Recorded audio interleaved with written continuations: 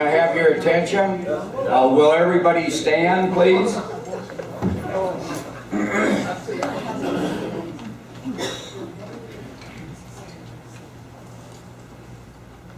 Ready.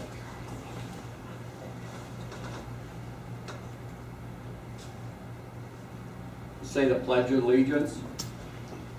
I pledge allegiance to the flag of the United States of America and to the republic for which it stands, one nation, under God, indivisible, with liberty and justice for all. Now, stay standing for a minute. We're going to treat you to a very interesting song.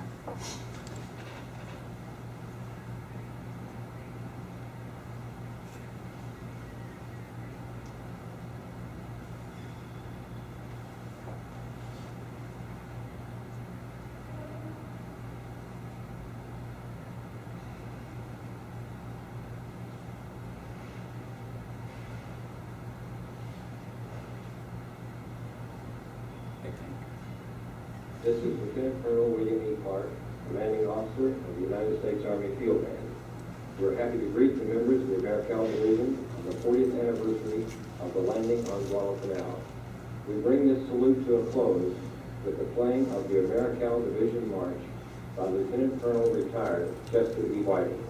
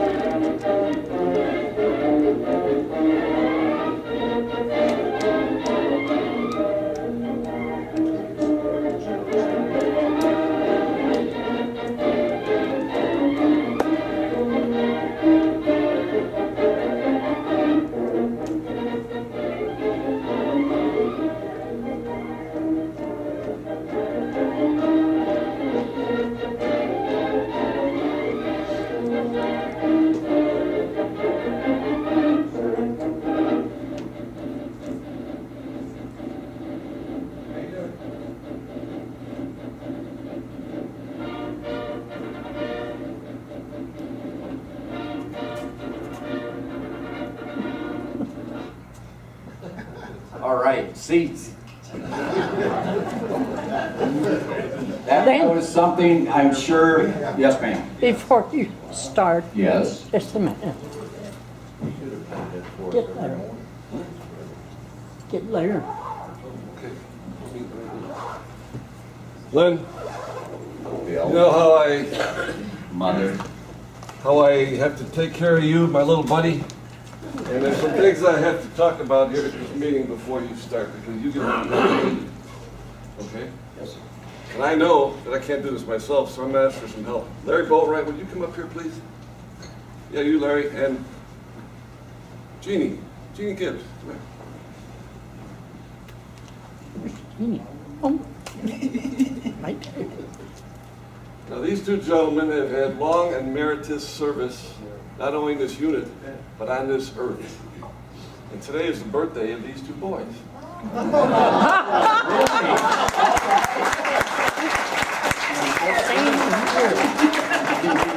Happy birthday to you. Happy birthday to you. Happy birthday, Larry. Happy birthday to you.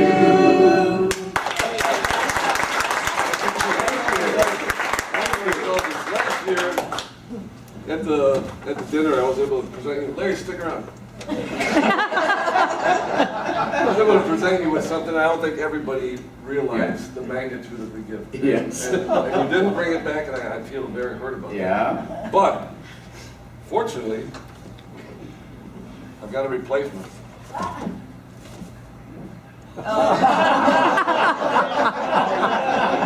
This one too has been personally inscribed. I'd like to have you read that. Lieutenant Baker, congrats on your 8th reunion with the boys from Company D, 1st to the 6th.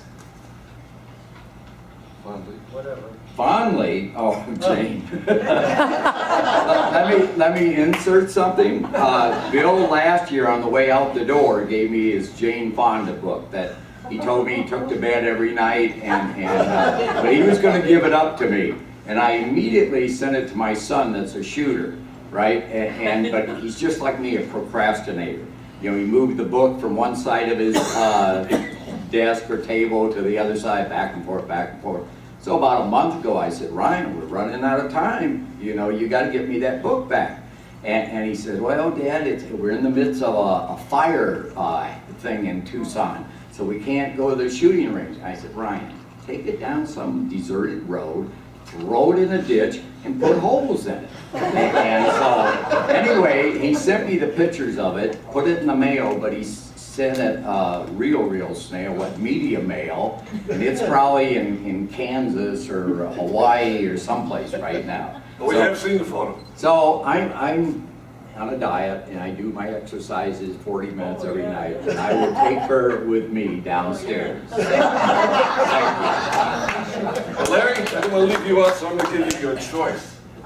You can have either this wonderful book from General Schwarzkopf, or if you don't want this, I do have Yogi Berra's book. Okay.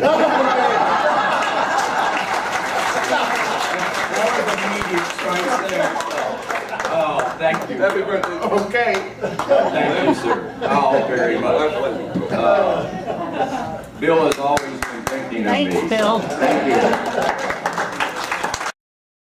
Without little snafus, right? And we have a slideshow that you can't see because my PowerPoint slide was made on my desktop, and then the PowerPoint that's on here won't read the deal, so I'm going to fake it. I just love faking it, and so I'm going to ad-lib this whole thing. And anytime you got a question, put your hand up, and I'll ignore you. So anyway, the goodie bag, I go back to the first reunion, and I remember we gave out a goodie bag, and there was something kind of cool in it. I can't remember what it was. Paul, do you remember what that was? A dog tag? Dog tag, yeah. Okay, and so people are starting to wear the dog tags around, and Paul said, where's my dog tag? And I said, well, where's your bag? And he said, well, I just threw it over there. And of course, nobody knows where it went. And so, Paul, you never got your dog tag, right? Yes, sir. Well, you probably don't remember. Maybe that was that first reunion. Yeah, you're right, I probably don't remember that one. Yeah, that was a different Paul Hamilton. We had two so far in our unit. But in here, it's some kind of cool stuff. Some of you have been too busy to catch it, but an organization approached us, and it is called, I'll get it right there.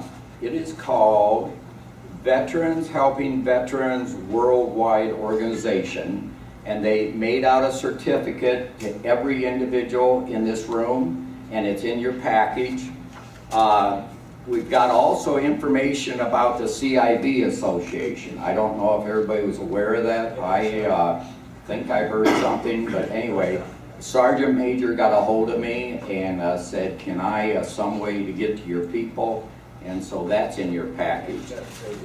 We also put a CD in there, which is going to tie into our meeting without a slideshow this evening. With Les Hines, our illustrious Maricao Division historian. Jack, I'm sure you'll want to talk to this gentleman.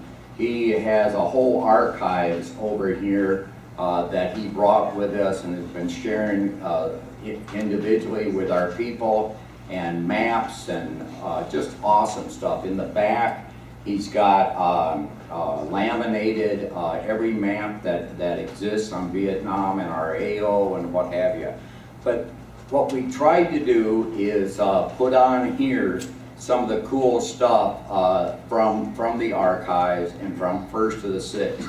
Later on tonight, Wayne Johnson, who developed 1st to the 6th website, will share dinner with us, and I'm going to coerce him and Les and myself to kind of hit some high spots and hopefully answer questions from the field about history of 1st to the 6th and Delta Company and the AmeriCal division. Last not least is this monster, and I'm a big penny pincher, and when it come to print this thing, I had an option of every page or every other page, or no, on both sides. Well, it was some ridiculous amount of money if I put it on 2 sides. Last year, I think we did that, and they were having a sale, and but I just want to, I know some of you take this home and it goes into some place of honor. It's round, about 12 inches high, and but I put a table of contents on it this time because I've had people say, Silver Star? Did we have anybody get a Silver Star? And I said, yeah, in a book every year, you know. And so, just to run you down here, due to Randy Bordner and his ability to run out and convince people to do everything, is a copy of the governor's reclamation, which we had the original in the back of the room. And that's the first for Delta Company to be recognized by the state. The Missouri House of Representatives resolution. And jokingly, I told Randy, I said, did you explain to him that we're having our reunion in Kansas? And that never thought, because we originally was going to be in Missouri. And our sales rep 2, that we had here was going to get it from Kansas. She said the governor owed her big time from a poker game, and so she was going to collect on that IOU. Then in here is the itinerary, the schedule, that boring stuff, the agenda for the meeting today, which I'm going to have to use. The attendees, for you, if you want to remember who was here. At least it shows you who started out. We started off losing people kind of like flies, and we lost the Howertons, and we lost Sunleys and Burnett, and Ash. I've lost Ash. Oh, Ash. Dennis was scheduled because Burnett's were scheduled too because she had a reunion tonight in someplace in Missouri. Anyway, moving along, the corporation documents, for you can see what we went through to get the Delta Company incorporated, which ends up, I think, it costs us like $800. We keep saving money every reunion. This year, I think we, by itself, if they take away the taxes for the food, we aren't charged for taxes on the food this year. I think that'll save us $800 right there. Also, a plug for D Company's website, like Dennis or Larry said as Dennis was leaving last night, if you haven't seen our website, you're missing it all, folks. Because to me, we've got everything. We honor the KIA, the 40 lost brothers. We have that interactive map. I saw some of you really getting excited. Les was passing around copies of the Division Talk logs. Well, that's what we use to make the interactive website. So every one of the 760 incidents that Delta Company was involved in from February 68 to November 71 is in that map. And you click on that and it'll take you to the backyard of some guy's house where you thought this big incident happened. So moving on real quickly, the current contact information. So if you want to email somebody, the best email address is there. If you want to mail, a snail mail somebody, it's there. The next item is to me, one of the most important things is biographical sketches, because you can take that and look at what Larry Stovall did before Vietnam, what he did during Vietnam. Is a real quickie, but I think everybody in here has sent me one, so we have at least you guys and maybe 20 or 30 of our other brothers. Also in here, there's been some articles that have come forward and we've gotten copies, and we call it what they wrote and what they remember. And then we recognize the individuals that were killed in action. We recognize the Silver Star recipients. If we've got citations on them, we have a citation on there that tells you what they did to get the Silver Star or the citation. The guidon. This is Delic's company's guidon from Vietnam. I would guess, anybody can help me with when Erdman was in Vietnam? 70? He got there in 1st of July '70. Okay. 2 July 70, he was sitting in the orderly room, and the first sergeant has a pole, which Erd didn't even know what it is, and Erd is my command sergeant major now. But he didn't know what this pole thing was, and the sergeant's taking off this piece of cloth and throwing it in the wastebear basket and putting a new one on and mix it. Hey, Top, can I have that? And Top said, yeah, it's going in the trash. So he folded it up and sat on a shelf for 40 plus years. And at one point he said, gee, could you guys want something to do with this? And I said, yeah. So here it is. Every year we fly our colors along with the American flag. The Vietnam War stats. I know you hear things, you hear how many people were there, how many people died, all those type of nitty-gritties is up toward the end. And then we show the annual group pictures. So we try and do every year a significant picture of everybody. But as we're seeing this year, it's hard to get a picture with everybody in it because they keep leaving. So anyway, we will move on here. And since I don't have my slideshow to help me along, I'm gonna, as I told Larry, I'm gonna fake it.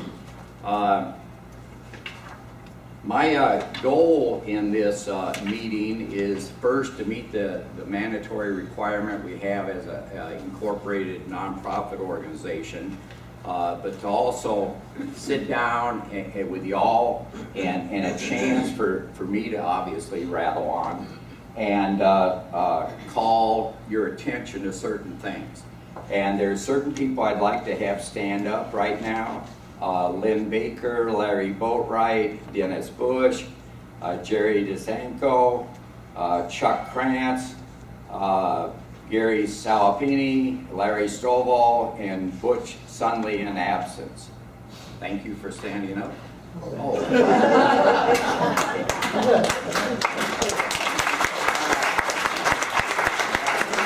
We do this every year, so Gail's going to tell me what this is. I don't know. Okay. Board of Directors. No.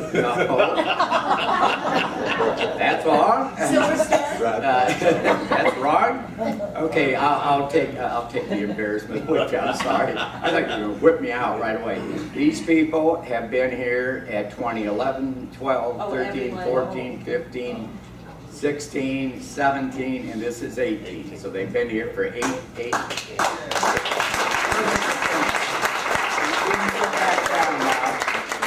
I promise I won't embarrass you anymore. Will Randy Bordner stand?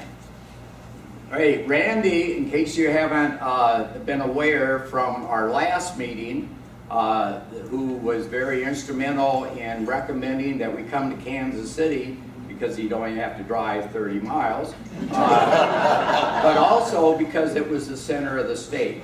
And like Branson, by being in the center of the state, it's easier. How many people Center drove? of the country.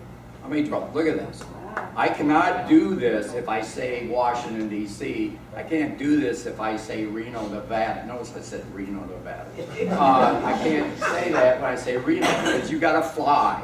So this made it very important for us. Randy, since he's 30 miles down the road, was what we call our ground coordinator. And as you saw yesterday when we had a second cab of the 137th, he coordinated that. He coordinated the proclamations that we have. Him and his wife did the wonderful birthday thing over here. So we saw lots of cool things, and that's what our ground coordinator does. Those things on the ground that you can't or I can't do. Yeah, you can sit down now, Randy. Thank you.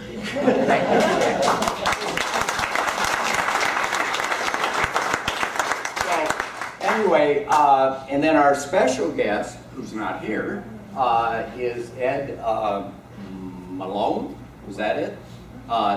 Sunley's guest. And normally I announce who our guests are, but they had to all leave. Next is our senior military members. One of them had to leave. He had to drop out because his wife was in the hospital. Guy Howerton, and our senior officer in attendance, Larry Stovall. Could you stand for a second? You know, up and down. Okay, that's enough.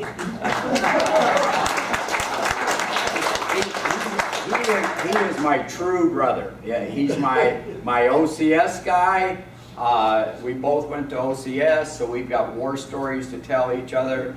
I nominated Larry for the Hall of Fame. Read his bio. He was in charge of the POWs in Gulf War I. I thank God they didn't do that to me. Jeez, I would have opened up the gate and said, go home now. Yeah. So anyway, Larry, you got a few words you want to say? I do. I've been waiting all week for this opportunity. Boy, did I open it up. I'm gonna come up here. I'm gonna come up here where I'm sure everyone can hear me. So, in 2013, when I had only known this man for our first reunion was 2011. Well, in 2013, he nominated me for the Officer Candidate School Hall of Fame. I had never heard of that. I did not know that there was an Officer Candidate School Alumni Association. All this has been going on for years. I knew nothing about it. So when he nominated me, I thought, I better join that association because they sponsor the Hall of Fame. So I did. It's a really unique and special organization. It's almost as dear to me as this organization.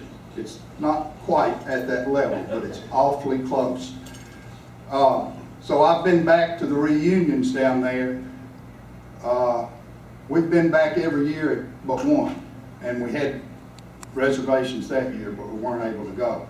So I just want to tell you just a little bit briefly about it. And I brought this criteria because I knew I couldn't, and I'm not going to be long, I was kidding about that. I just want to read the criteria, and the reason I want to read the criteria is because I nominated Lieutenant Colonel retired Lynn Baker for the Hall of Fame, and he was inducted this year at Fort Benning. And I want to read the criteria for that induction, and then I won't take but a minute, and I want to tell you a little bit about his classmates in his Hall of Fame class. So the stated criteria for nomination, there are 5 criteria. Number 1, awarded the Medal of Honor or the Distinguished Service Cross. Number 2, elected or appointed to an office of prominence in national government. And people like former Vice President Bob Dole, a World War II veteran, is a member, people like that. Achieved national or state recognition for outstanding service to the nation, attained an exceptional wartime service record, or number 5, attained the rank of colonel while serving on active duty or in the reserves.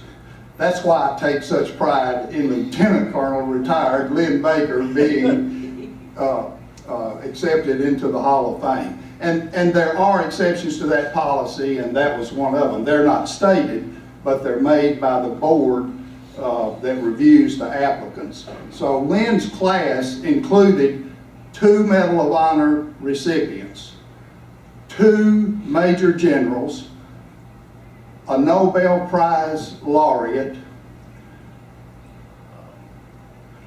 Ralph Peters, who anyone who's ever watched Fox News knows as the senior military analyst, and I think the guy's written 30-something books.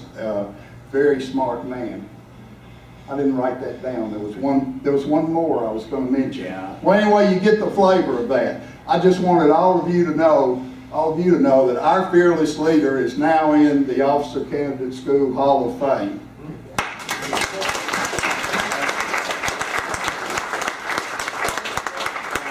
Let you know, part of that reason is because of you and the reunions that we have done and the OCS reunions that I've done, put together to keep groups of people together and not, I can't believe how many brothers I meet on the street and I mention what we do and they said, God, wouldn't that be nice if I could see some of my brothers again?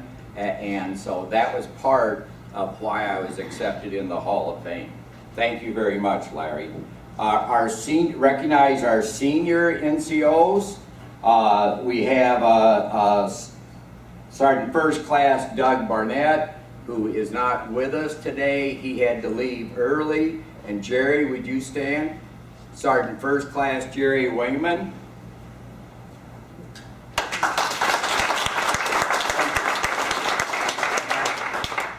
When we do the round robin, he'll explain a little more, but Jerry was our medic, assigned to headquarters company, attached to Delta Company for his tour in Vietnam, and he spent 21 years active duty and retired. Obviously spent a lot of time at one of my favorite cities, Fort Sam Houston. So anyway, Jerry will elaborate on that when we do the round robin. And speaking of it, page 2, this is the time that we do the round robin for new people, for people that forget from one year to the next year. That's great. We have each individual stand up and briefly, since Class Cock isn't here, that's good. No, that's not good. I miss him really. But our first reunion, Pearl filmed it, and he stood up, and he stood up, and he stood up, and we were going out and getting coffee, and coming back, going to the bathroom, coming back, having coffee, falling asleep, waking up, and he was still talking. And we just love him. But the cool thing is, folks, we got that puppy document, and we've got all of his recalls on film. So anyway, I'll start. Everybody's bored now because this is the 8th time they've heard some of us. But anyway, for the new people, I started in a little town called Waterloo, Iowa. Born and raised there. The minute I graduated from high school, I moved. Total excitement to get away from my parents and go out into the world. And I did a 2-year apprenticeship program in drafting, professional draft dodger. I saw the draft was going to happen, so I immediately ran down and enlisted for a drafting school, got my drafting school, went to AIT for combat engineers. But the whole time in basic and AIT, I don't know if you guys noticed it, but I noticed it. There was always some guy with a beautiful uniform, spit shine boots, standing off the side with a little butter bar here, and he didn't do anything. And I kept saying to my big black sergeant, I said, I want to be one of him. And he said, no, you don't want to be one of those lazy blacks. And I said, oh yeah, that's exactly it. I want to be one of those guys. He hasn't done anything. You worked your fanny off ever since I walked through the door. So anyway, OCS came about, engineering school, got my orders, being held over after AIT, and they canceled my class. So I got a choice of going to Vietnam as a PFC grunt, not grunt, laborer, or go to OCS, and that's OCS infantry was 6 months. I said, great, war will be over by then. So anyway, off I went. Vietnam, platoon leader. I was in the mortars first, then 3rd platoon. Then my appendix went out. I was medevaced out. They ruptured on the way to the hospital. My medic saved my life, and of all you people that I found, I have not been able to find him. And someday, and part of the reason, Jerry, is because he was assigned to headquarters company, not assigned to Delta company. So anyway, someday I'm gonna find that gentleman and let him know how much I appreciate what he did in saving my life. Second half of my tour, I was a headquarters company commander for what they call it 16th K, Combat Aviation Group. That's like a Army brigade. You have 3 battalions underneath all the helicopter assets in the Americal Division, and gave me a chance to fly front seat stick on a Cobra, and at the same time, the pilot was firing next to my head, and needless to say, I couldn't wait until we hit the ground. But anyway, from there on, my civilian life, I went back to being a draftsman. I got out of the Army as a captain out of Fort Huachuca, Arizona. Got off to be back to drafting because the mafia wasn't hiring. So I went back to be a draftsman, and I did everything possible to get out of that job, and ended up being a superintendent with the City of Tucson Water Department, there for 29 years, and then kept in the Army 39 years. Started in '68, retired the second time in 2008. Went to Iraq, 3rd Army headquarters in Kuwait. Spent 14 months there as the senior planner for the surge, which when we went from 15 brigades to 20 brigades. A small group of retirees did all the planning and the reverse planning for that. My hobbies are genealogy, bowling, woodworking, and taking care of Pearl. That's a lot of work. So that's my quick summary. I'm sorry. And so we're going to pass the wand to, you're going to have to come up here because we're filming this for the, help me Les, we're filming this for the Texas, Texas Tech Vietnam. yeah, Texas Tech Vietnam Center. Send a copy of this to them. Next will be my platoon sergeant. Good morning. I'll let you know how this all started. Some 8 years ago, I was on the internet, and something with the Americal Division. Yeah, you're still on it. And there's a message there that says, I'm trying to contact my platoon sergeant, Paul Uncle. Well, you know, first of all, I'm on the internet. Oh my God, I'm on the internet. So I continue to read, and it's Lynn. So I don't know if I called you or... You went back Oh to yeah, Facebook. believe it or not, I answered. I hear you're hunting for me. Yeah. Well, we met, we decided to meet, and Gail and I lived in Florida. So we met at a casino, the Hard Rock. It was, yeah, in Tampa. And it was Lynn and Pearl. And it was Tom Nowak, if you all remember Tom, lost his legs, and his wife, and Gail and I. And this is how this all started. And I think it was Lynn that said, wouldn't it be fun to get together? So from those 6 people, we've got this many, and hopefully many more in the future. I don't know if you know how much time and effort it takes to do this. You know, what do? We do 2 things. We call and make plane reservations. We call and make hotel reservations. My part's done. What are Lynn and Pearl doing? They're trying to get good rates on hotels. They're calling bus companies. They're trying to set up the food. It just goes on and on and on. And these two people deserve our appreciation like you don't know. Thank you very much, both of you.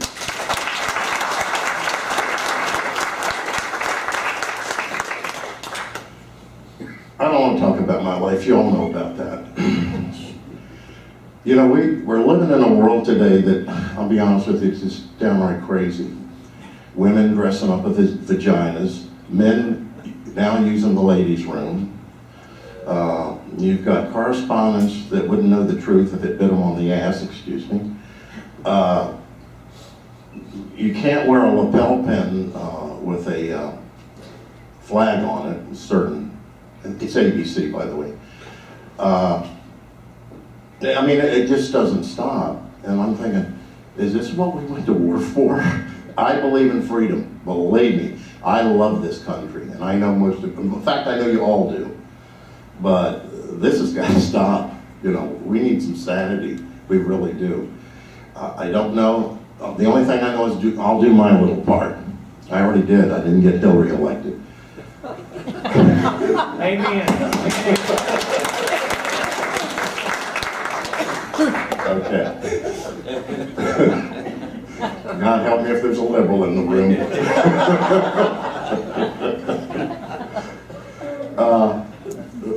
Who rose their hand? Oh my God. I may need a bodyguard later, I'm not sure. Well, maybe that's why you left me on the bus. Oh, I want to speak about one other thing. Is it the Marines that say no man left behind? Is that who said that, the Marines? When? I will say no more. They got back safely anyway. I worked for Sears most of my life. I retired at 55. We came to Nevada. We were here. I worked for a bank. I worked in a pawn shop, and I still do, by the way, and I just absolutely love it. You meet the most unusual people that you will ever meet. I meet famous people, gamblers, prostitutes, drug dealers, and believe it or not, even some people down on their luck. But it's been a great job. Gail, she works, what's that company? What do they do? Skip trace. She does skip tracing. She loves her job. I just put up with mine. Okay? I just want to finish by saying thank you. I'm glad to know all of you. God love you. And God bless America while we can still say it. Amen.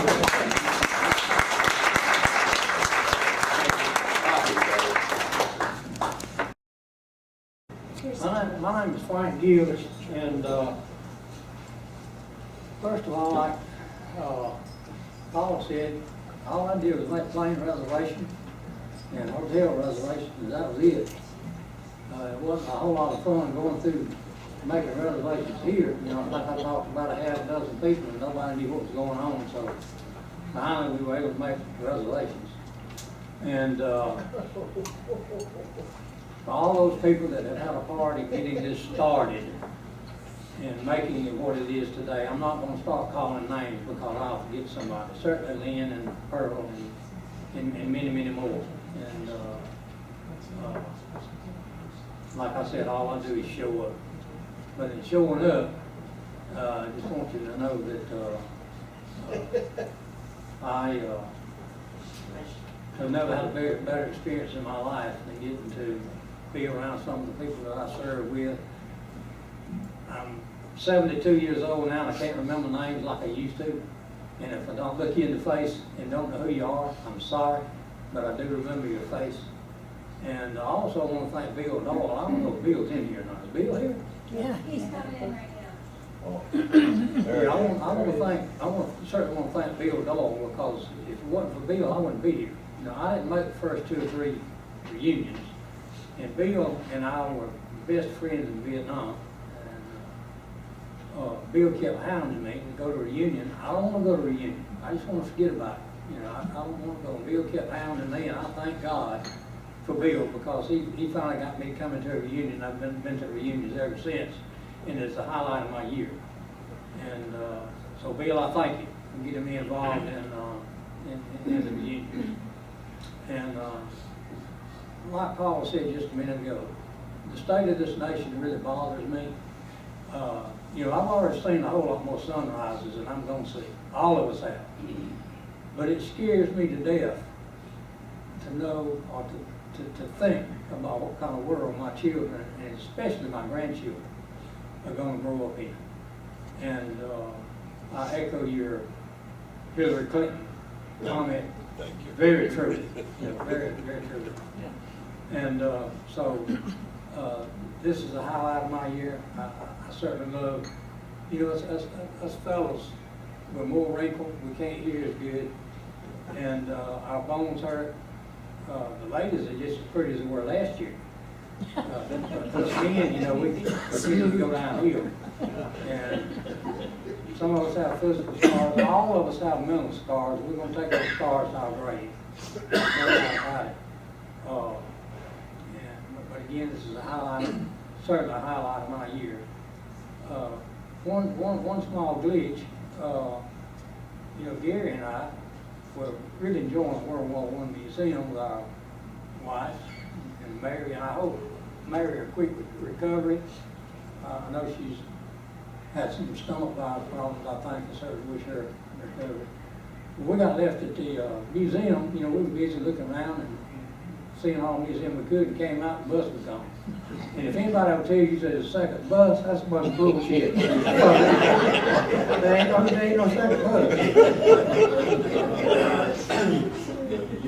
So we got to know each other real well, you know. I mean, we know about our children, grandchildren, and we sat out on the curb and counted the cars as they went by. Saw all the different tags from the states, you know. And so from now on, when I go to anywhere on the bus, I guess especially with the first to the sixth, you know, I'm gonna carry me a sign.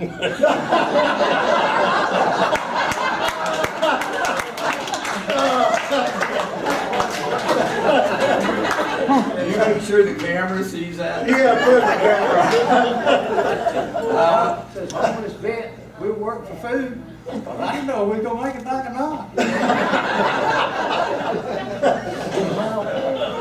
And Gary has one of these too, you know, so he's gonna be taking it with him everywhere we go. I just really love you guys to death, and we've had approximately 50 more years of life than the guys that listed on that sheet of paper back there. And we've had approximately 50 more years of life than the guys named that listed on that wall in Washington, D.C. And I only hope and pray to my God that I have been worthy of those years. Thank you very much. So, Can I go off? you base can just go a off, minute? but you gotta come back. Okay, well, I guess I was just gonna, I've been in contact with some of the guys that couldn't make it this year. So I thought I'd give you an update on them. We visited Mike Swartz and Anita, his wife, up in Washington. Actually, we didn't see Anita because she was in the Philippines. Anita went to the Philippines for a month, and she just got back a week or so ago, so they're recovering or reuniting, and he couldn't come. We visited Jim Glasscock, who Lynn mentioned. Jim has suffered from PTSD, I think, since before he went to Vietnam. But anyway, he's been on some medication that really wasn't helping him, and he was deteriorating. But Linda and the doctors found some new medication he's on now, and he's really not in too bad a shape. He may be able to come next year, and you'll get an orator. I've talked to Phil Payne, who some of you may remember. He was in the field with me and some of my guys, and then he was the armorer, I think, for a while.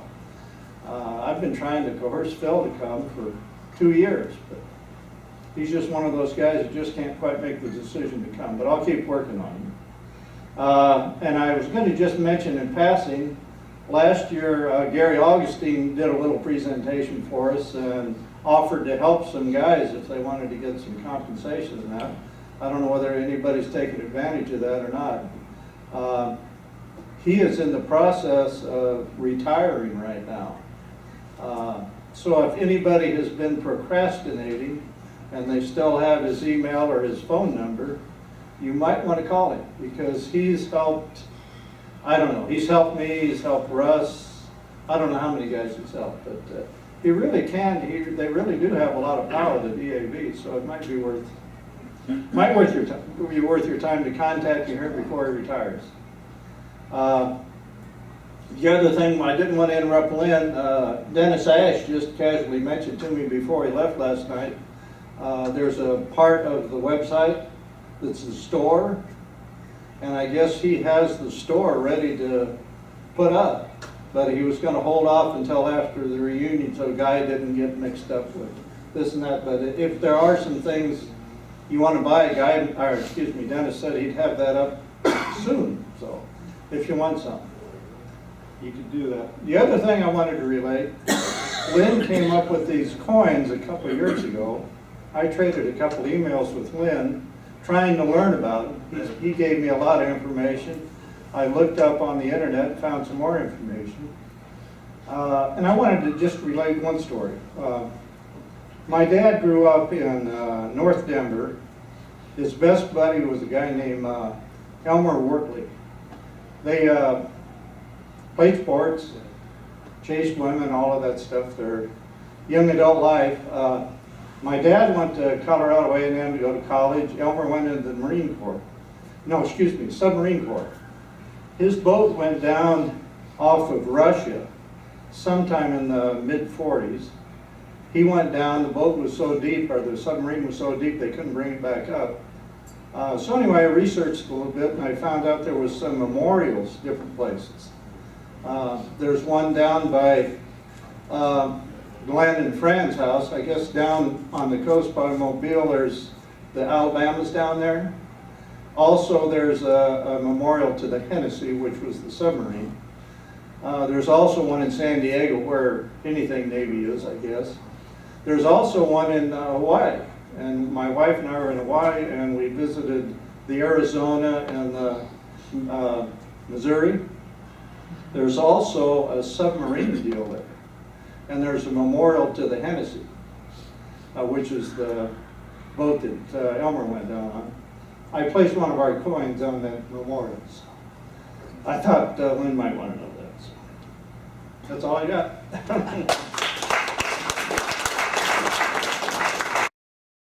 I follow these orders. I'm Grover Cash from Faxon, Oklahoma.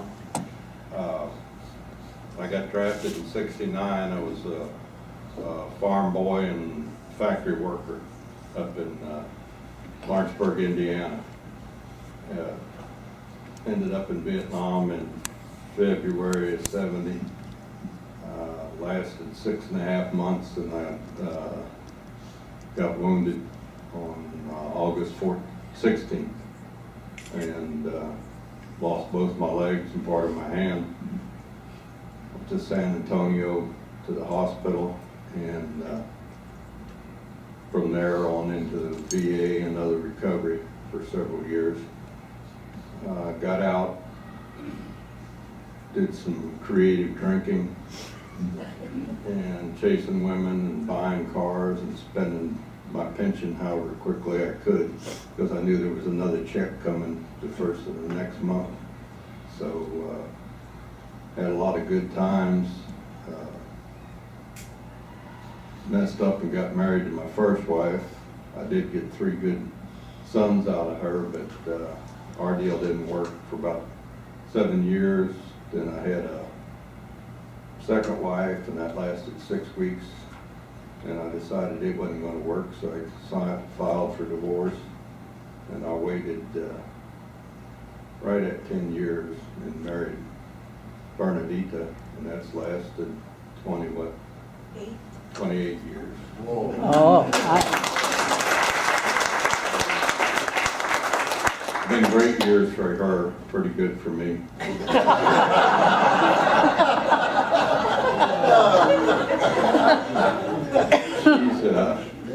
We've got one son together, he's 14, and he's really pissed off at Mom and Dad when we explain to him how good the World War I museum is. We've been studying it about 6 months and watching whatever movies and reading books. And told him about the Renault tank, and he said, "Oh, you mean the M whatever nomenclature number?" You know, I said, "I don't want to tell you, talking about just a Renault tank."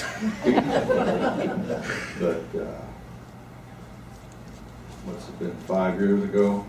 I come up with cancer, had a kidney removed. Talked to them, they said it wasn't any, no evidence that it was from Agent Orange. Then I had some sections of ribs removed, and then I got one in my lung, so it's stage 4 lung cancer. Had some miserable experience with some of the chemo, and it had me down. I lost almost 30 pounds on it and was sick as a dog, and they finally took me off of that, and they've got me on some IVs now. Feel a whole lot better. I don't know what good it's doing because they haven't done any tests, but I figure the way my luck's going in life, short of a zombie apocalypse, I'll probably make it through for another 8 or 10 years. If Paul Hamilton's Communist Party doesn't take over. And that's it. This here's just like Frank said, this is a high point coming to this every year, getting to see these guys. She's been on my ass about needing more rest. And I told her, I said, I can rest next week. I said, I get to see these guys once a year. So that's, I really appreciate you all, and I love coming to it every time. Y'all take care.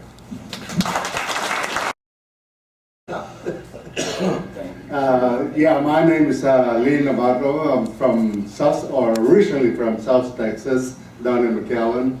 Then I got drafted in '68. Went to Fort Bliss, Fort Lewis, then straight to Vietnam. Lasted maybe about 8-9 months. I got wounded, sent back to the States. I ended up in Fort St. Houston in San Antonio. I was out for maybe 2-3 months, and they sent me to Fort Hood. And that's where I got out of the service and went back to McAllen. So I decided there was nothing there for me, so I moved up to North Texas. So I've been there since, I guess, '71. Worked at the post office for 31 years. I retired in '02, which I was 55 years old. And I worked for, or was working for the Texas Rangers at the ballpark. And I started there in '01 up through the beginning of this year. And finally, I thought I had enough, so I went over and turned in the keys. I said, bye. I had enough already. I don't need any more. I was married for about 22 years, I guess, and lost my wife in '93. I got one daughter. She's 50 years old, but I don't think I'll ever have any grandkids. She don't have the desire of going out or meeting anybody, so we're just stuck in the house, both of us. So, but yeah, and this it is also the highlight of my life, coming over here every year. I went to the first one. I probably missed about 3 or so, but this is the best place. I can come every single year and see all you guys. You know, my brothers that I served with, and some that I got to know here. So, believe me, this is the place to be. Yeah, good morning, everybody. My name is Jim Lampy. I was born in a little town in Illinois on a dairy and cattle farm. And I guess I was there till probably a year after high school. I went to Chicago for a year to go to school and experience the big city life. And when my year was up there, so was I. So I came back down south. I started building cores for a while. And then Uncle Sam decided they wanted me, so I went in Fort Leonard Wood, Missouri for basic, and Fort Ord, California, Vietnam, and that's where I met Lee Navarro, Bob Richardson, a couple other guys that aren't here yet, but hopefully a couple years from now we'll get them in here. But anyway, got back from Vietnam and went back in that car factory, looked down that assembly line, those same guys are doing that same thing. And I thought, I just don't know if I can pull this for 27 more years, so I put my name in at a local Corps of Engineer lake, and about a year later they called me. I started there as a laborer and just stayed there through a progression of different jobs. And I retired there in 2011 as a park ranger, so that's about the end of my story. So thank you all for having me. I didn't make the first few. I didn't really know about them until I got in contact with Lee, and he sort of guided me over here. So it's great knowing all you people, and hopefully everybody will see you next year. In between all this stuff, I met my wife Donna. She's been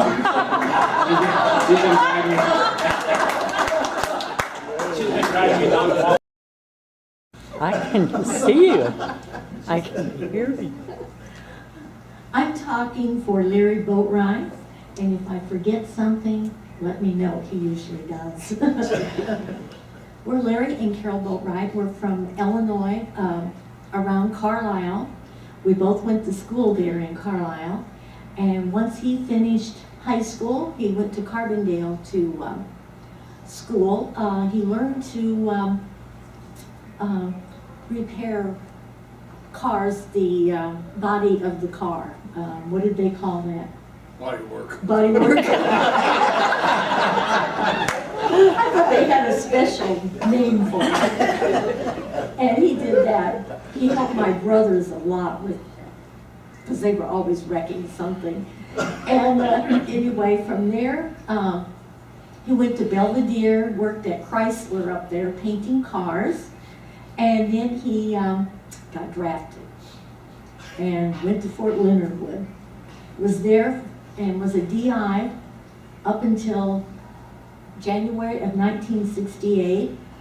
Then he went to Fort Lewis, Washington, and then from there, around the 1st of February, he went to Vietnam and spent from the 1st of February to the end of October in Vietnam. And then come home, we got married. I see, he didn't forget it. I reminded him. We got married, and then I thought, oh my, what did I get into? Because he had a ritual that he always did, and I guess it was from Vietnam, how he made the bed, had the gun, and don't get up. But anyway, we made it through. We're going to, in February of 2019, we're going to celebrate our 50th wedding anniversary.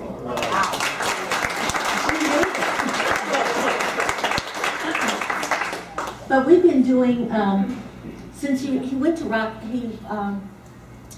worked at Rockwell for 28 years with Rockwell International in Centralia. That was the automotive part. And he retired from there, and then he had a few companies that he had, and then once he had his stroke in 2005, he had to give those up, and him and his partner sold those. It was a mortgage company, a title company, and he had a land development company. And once he had his stroke, he couldn't do that anymore. So anyway, once he had his stroke, I decided that we are going to travel every year. So we've been traveling a lot. And we just got back at about the middle of May from Australia. And he was there 50 years ago today in Australia. And he says it sure changed. But we had a good time. We started in Sydney and went all the way around to what they call Fremantle and Perth. And it's a beautiful country. So except for the 18-hour flight, it's a great It's a great country to go, or continent to go to, because we went all the way around. And did I miss anything? No. And this, I told our whole life, we're getting ready to go to Mexico for our 50th anniversary. That's actually in 2019. So thank you, I won't talk anymore. They gotta get their story straight. Larry told me yesterday they was married on 14th, and then she said the 19th, so. No, well, That's all.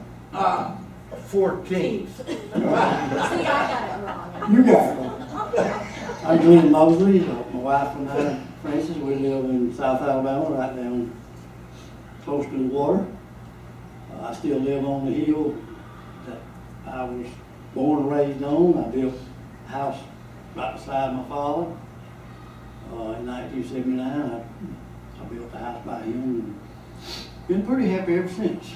My brother, younger brother now lives in the house. My mother and father was in, and we like it there. A little small town with about 5,000, and we have 2 children. Our oldest daughter lives in Prattville, Alabama, and our son lives in Columbia, South Carolina. He went back to school 3 years ago. He already had college education, but he didn't like what he was doing, so he decided to go back to school and become a nurse. So he's a nurse now. He loves it. I remember I was living in Wilmington, Delaware with Francis and with a friend of mine named Don Moore. Don lived about a mile from us, and we were best friends. So we just decided one weekend we were going to go see my brother. We never thought about it being a 24-hour drive. So we just jumped in the car one Friday afternoon and took off and went up there. And my brother said, "Why don't y'all just stay a while?" So we decided to stay a while, and he called, and Monday morning we went to work for Delaware Light and Power. So I went back and got Francis, and we got married and went back up there till July of that year, and my dad called and says, "You got a letter here. This outfit wants you to go to work for them." That's what it says. So we moved back, and I got drafted, and it's been a pretty good bit of time with a lot of you guys in here. You need to get your story straight, Bob. You wasn't the first one. I contacted Lynn, you know, about 4 or 5 years before that, didn't I, Lynn? You remember? Yep. I sure did. I started hunting people, and that's all right. I started trying to contact people, and somehow or another I found Lynn on the internet and called and talked to him, and I was hunting people. Just wanted to get together with guys that I was in Vietnam with, and finally it happened, and here we are. I retired out of the military. I spent 20 years in the National Guard. I got in as an E5, what it was in the military, and I broke a record. I still hold a record of spending 20 years in the National Guard as an E5 and never got another rank. The guy was in charge of the unit. It's called AST. Don't know what that stands for, but that was his job. And I went in there one day and said, can't remember his name now. I said, look, man, I've been in here almost 20 years and I hadn't got a rank here.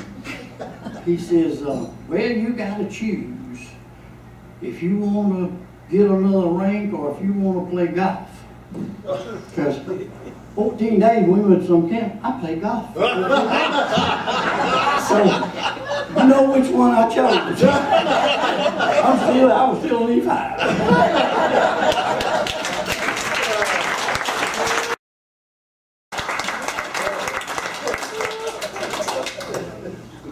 Hi, my name is Jerry DeSato, and I'd like you to introduce my wife, Carolyn. And I don't know how many years we've been there. 44? So, 44. Anyway, I was born in Nebraska. I was raised on a small farm in Nebraska, and one of the 5 other siblings. I was drafted in 1968, and I went to Fort Lewis for basic training, and I ended up in Fort Sill. I trained to be an artillery, shoot the big guns. However, when I arrived in Vietnam with the Americal Division, I don't know exactly how it all worked, but I ended up not going to the battery, but going to the field with Delta Company as a RTO for the FO, Forward Observer. And that was kind of my job. We went through 2 lieutenants, and finally they just give the job to me. So I was the FO for Delta Company until around, and Gary. No, you were the man. Okay. So I'm an artillery MOS, and the only thing I don't like about it is that I don't qualify for a CIB. And because I know that's the one that I'd always like to have, but being that MOS, you don't get to. So anyway, after Vietnam, I returned and moved to Montana. Met my wife shortly before that, and we moved to Montana, and I started a small sewing and vacuum business, which I've run for nearly 45 years. And about last year, I turned the business over to my son, and he's doing well. And so retirement is pretty nice. So I'm a full-time, my main job now is my granddaughters. Amen. Yeah, that's it. And you know, when you first are married and you have kids and you're busy trying to make a living, and your kid comes up and they want you, hey Dad, come on, I'll show you something. Can't you see I'm busy? You know, I just regret those moments. My granddaughters, it's totally different. They've got 100% of grandpa's attention, 100% of the time. Thank you.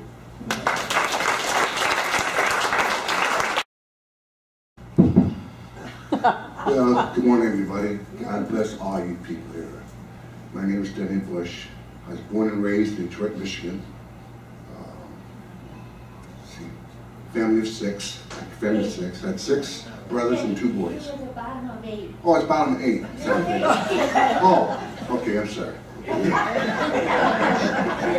Where does 2 brothers or sisters go? You lost? I'm sorry. Okay, so then I went to parochial school. I was an altar boy, never touched by a priest though.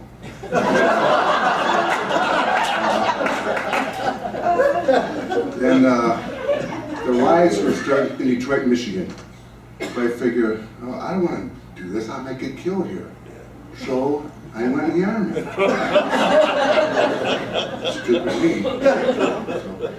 So then I went in the army. I went to Fort Lynn, Missouri at basic. Then, during basic, after done, they give you all the, infantry, cooks, or whatever your assignment. Well, they said infantry. And I said, no, I want to be a cook. Oh no, you have to be infantry. I want to be a cook. I said, I can cook. I said, no, you're going to be infantry. So I went to infantry. I went to Fort Benning, Georgia.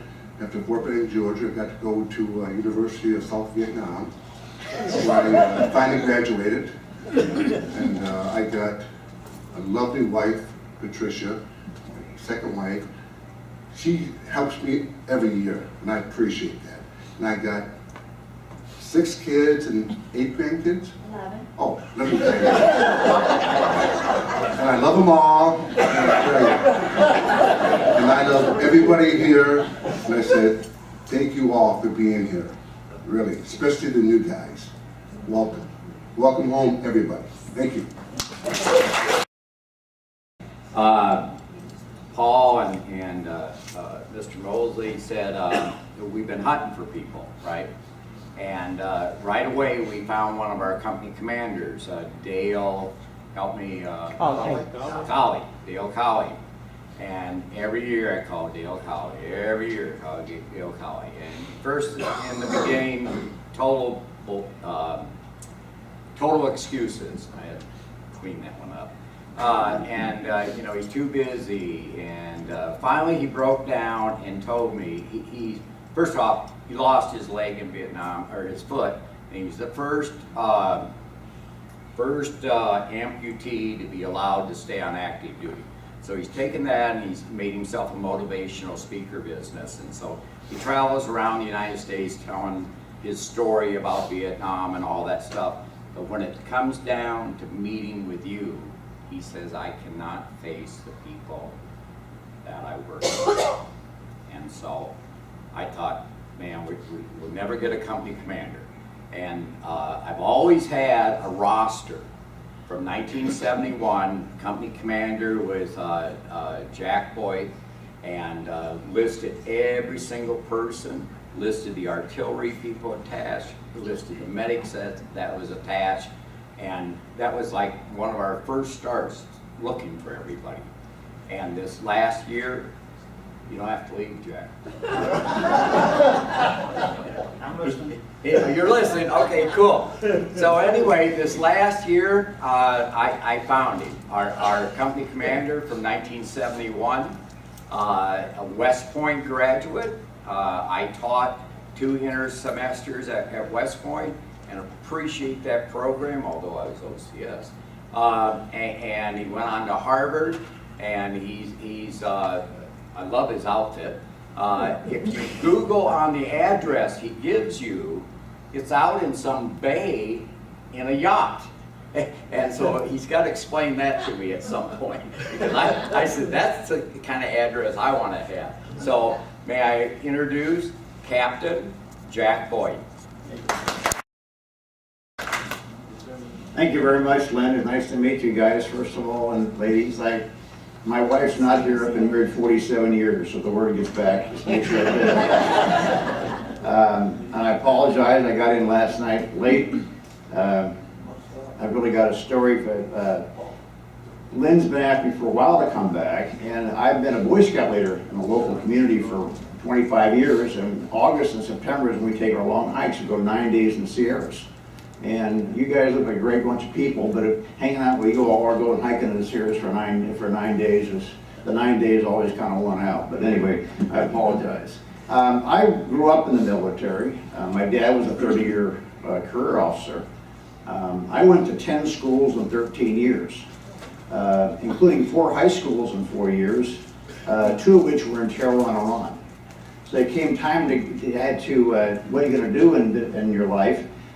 We had a great life, and so I applied to the military academy. I didn't get in the first year. I enlisted, and I got in the next year. And when we got in, which is summer of 1963, they were saying, you guys, there's this place called Vietnam, and just remember, because you may have to go there someday. And by the time I graduated, they were saying, well, you're going to need to know this on your second tour to Vietnam. So the history is that I went to 82nd Airborne. First trip to Vietnam was the first Cav, 68, 69, kind of a messy time. Platoon leader, reconnaissance platoon leader, so forth and so on. Went to Germany. Was dating my now wife there. She actually worked for an airline, and so she was very junior, and she flew every weekend to Germany. And because none of the senior girls wanted to leave on the weekend, they wanted to party in New York City. So my wife came over. That story has a purpose here in a second. We were thinking about getting married, and I got emergency orders to go back to Vietnam in July, August of 1970. And I was assigned to the Vietnamese Ranger Battalion down in 3 Corps because Creighton Abrams had just thrown Special Forces out of Vietnam for being corrupt, and that's a long, involved story. But he was correct, they were, and it was kind of an interesting 6 months down on the Cambodian border with 350 Vietnamese Monyards and Noms and so forth. So when I came up, we got reassigned to the Delta Company 1st to 6th, and later in 71, as I said, well, it's kind of fun to hang out with you guys. Before I leave that story, one of the memorable times at Khartoum, this place I was we got intelligence that there was a North Vietnamese radio signal they picked up they wanted to warn us about. I said, okay, this is one of these little special forces camps near the border. I said, where's it coming from? Because we were 2 kilometers from the Cambodian border in 2 directions. They said it's coming from within your camp. Wow. I never did figure out the answer to that. Anyway, came up, took over the 1st, the 6th, Delta 1st to 6th, I think in early March. My first memory of, and I don't know if anybody was here at the same time, I was there, we were assigned to guard an engineer battalion who's going to build a road from one of the highways out to Stinson Air Base that we were going to make. And it was the worst possible job they could give an infantry company because we were just sitting ducks. We lost a bunch of guys along that road, and the first night I took over, we lost a young lieutenant just walking by a village. He got shot right down here. And it was kind of a messy time, but later, and this is what I'm going to make, is we were back in, Nixon had decided they were going to Vietnamize the war. So my second time with, 4 months of my 6 months there, we were out and we were combat assaulted in my Laos. And we were supposed to take care of that while the Vietnamese Arbans took care of the local stuff. And to get to my point, we got combat assaulted out to near Laos. Ran in, and we were doing platoon-sized units, and I was with one of the platoons. And we landed, and you know, all hell breaks loose when you're shooting artillery and all that stuff's going in. We ran in the woods, big, tall banyan trees. Got quiet, sent patrol out in all directions, making sure we're by ourselves. We had just gotten mail on the airstrip. So the guys are out checking things out. I reach in the back of my pack, and I pull out a Playboy that my girlfriend, now wife, had sent me, and I'm sitting on this rock, you know, reading Playboy. And all of a sudden, a guy comes walking right by me, and I hear this message, okay, things are okay, and this huge explosion. And everybody hits the ground, like, oh my God, with a grenade, somebody throwing something, this guy's screaming over here. When it all settled down, it turned out that the guy walking by me was a machine gunner. And he had tripped, shot the rock I was sitting on, and I got sprayed on the back of my leg and my hand. When it was all settled down, the only thing that happened, I was the guy that was bleeding. I couldn't stop the bleeding. I had to medevac myself. And the reason to tell this story is, went back went to like a MASH unit, just a disaster. And they just stitched me up and said, you have to be here a couple, 3 weeks. I said, no, I want to go back and do this and that. It's okay, we'll show you how to take your stitches out. And I'm sitting here I guess we didn't have a company, we had a tent or something, and I was sitting there signing papers, and I looked at this one, and I said, what's this? He said, well, that's your Purple Heart. I said, what do you mean? He said, well, you got shot, you got a Purple Heart. I said, you're crazy. He said, no. So I tore it up and threw it away. And the guy said, well, you out of your mind? Can you imagine? And the guys would look at you and say, you got a Purple Heart. I mean, some of you guys got real ones. I said, let me tell you this story. In 20 years from now, I'm going to be going to, or 40 or 50, going to Kansas City or someplace, and some guy looked up there and said, hey, you got a Purple Heart. I said, yeah. I was sitting on a rock reading a Playboy and got shot by my own guy.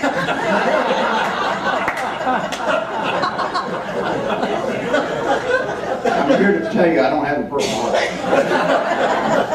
But there's a purpose to that story. About 20 years ago, somebody chased me down and said, weren't you Delta Company, this, that, and so forth? And I said, yeah. He said, I was a machine gunner. I says, you the one that shot me?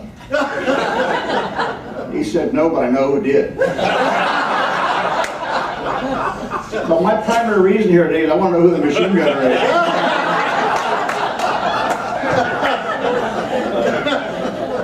Anyway, it's a good time. Came back, I was going to spend 100 years in the Army. Things were winding down. I ended up getting out of school and went back, spent another year in advanced infantry course, and applying to graduate school. when I looked for a job, they said, as an infantry company commander, you're qualified to be either a bank guard or a ditch digger. None one of those paid too well. So I went and got graduate school and came out the West Coast and worked for some real estate companies, and then decided that my time was too important to have somebody else schedule, so I've been working myself for 35, 40 years. South of Los Angeles, in my office in San Pedro, the address, we live nearby in Palos Verdes. And the reason the address says birth 31 is it just sounds kind of fancy. I think we're on the birth and the the boat is, when you're bored and you're working for yourself, I married into a sailing family, so 30-some years ago I bought an old wooden motor yacht. And we chartered out as a commercial vessel. And so if you all want to come out and take a ride on our vessel sometime, we'll be delighted to have a coastal reunion in Southern California. In fact, we had the guys from 5th and 7th Cab were out there 2 years ago. Every January we kind of take a little tour. But anyway, I haven't met you all yet. I got here late last night. Sorry I'm late. Enjoyed. Thanks for chasing me down, Lynn. I look forward to seeing you guys again here this afternoon. Thanks. So here's the original battery bag. We all kept a little unit. We kept our notes on, and all the guys that got wounded, and all the guys that got that. And all my notes and that list is still inside the battery bag here, in case you need to refer to it. Hi, Sam Maggio. I'm glad to be here. I'm glad to meet all the new guys. I do believe that I was the first one to contact Lynn from the ad in the VBA in the back there, reunions. So I've been waiting for, D Company reunion for already 20-something years. I've been to 2 C companies, and they're not much fun. They just sit around and and they were kind of cliquey, because I got there as a replacement and they never did like me. I didn't get to go see Bob Hope. I had to stay at the base and guard nothing, because even the gooks were at Bob Hope. So after I got out of the Army, I went to IIT free for 4 years. I got a worthless degree. And didn't help me. I did photography, and by then everybody was going digital, so it didn't work out. But I did meet Mary mid-70s, and she convinced me finally that I couldn't live without her in 78, and we've been married over 40 years now. We got my daughter Anna. I think some of you met her. She's my princess. She just turned 35 the other day. We have a son who's an electrical engineer. He's about 32, and he's doing quite well. He we bought him a condo because I got tired of him living with us. And he sort of paid us back, and then he bought a townhome, which he lives in now, and he's doing pretty good, So anyway, this year, last year actually, my wife retired as a nurse after 38 years or something of being in the oncology, the cancer ward at Loyola. And she went out top of the hill, Ma. She was Nurse of the Year at Loyola for 1 year. It was a wonderful ceremony, it was great. So anyway, one of the things that, since she retired, we're going to travel. So we both bought used cars this year, and we got 2 Buicks, and I liked her, so I got a Buick SUV. So we stuck them in a garage, and we're hoping they're going to mate. And we can get a litter, maybe 8 or 10 baby Buicks. We'll see what happens. And anyway, I look forward to this all year. because, you know, it you know, kind of revitalizes me. And, you know, the rest of the people, they don't know I'm a vet when I'm at home. And this is the only time I can get with the, you know, the brothers. You guys would have dragged me off the field in case I got hurt. You know, and I know you got my back. So I'm really happy to meet the new guys. And Lauren came in, and he was like the other half of a fortune cookie for me. I mean, he remembers like half of the stuff that I saw. And we talked quite a bit. And, you know, he's an old guy. And so is Jerry Wayne. He got there, I think, in August. So as soon as I got in contact with Lynn, I had lunch with Brian Epper. The next day I called Butch Sunley, who was at Larry Stovall's house, and then next day they called Larry Boatright. So we had 5 old guys that Lynn never heard of, but we were indeed company, so we qualified. You know, we've been trying to make this every year, and you know, I really enjoy it. You know, I look forward. I'm so happy to see all you guys. You know, I never knew you guys before. You know, we've been doing this since 2011, and I've made 6 of these now. And I'm real happy to be here. You know, I probably had a lot of other cornball jokes, and I'm gonna skip them because we gotta get going. And there's other people who want to talk, but I just want to say this is the greatest reunion, and we owe Lynn for doing this, and whoever, you know, Pearl and Gary and whoever sets this up, as I've never been good at admin. You know, I'm the kind of guy I like to show up when the food's hot, and you know, I also want to thank our wives for putting up with us, because you know, if somebody would call up Vegas and ask what's the odds that you're going to be happy marrying a Vietnam veteran, I bet you know, it would be low. Anyway, I think all of us have been married for a long time, and that's probably why we're all still here. You know, we're healthy because, you know, we got good representation in our corner, you know. All right, I want to thank you guys, and I'll, you know, I forgot about whatever else I was going to talk about, but I also want to thank you for putting this thing together for Hannah, and, you know, maybe we can freeze some of the cake and take it home, but how we're going to do that? That was the best cake I've, you know, ever seen. You know, it's just wonderful. I want to thank you all, and whoever's next. Well, hello, I'm Charles Dupuy from Houston, Texas.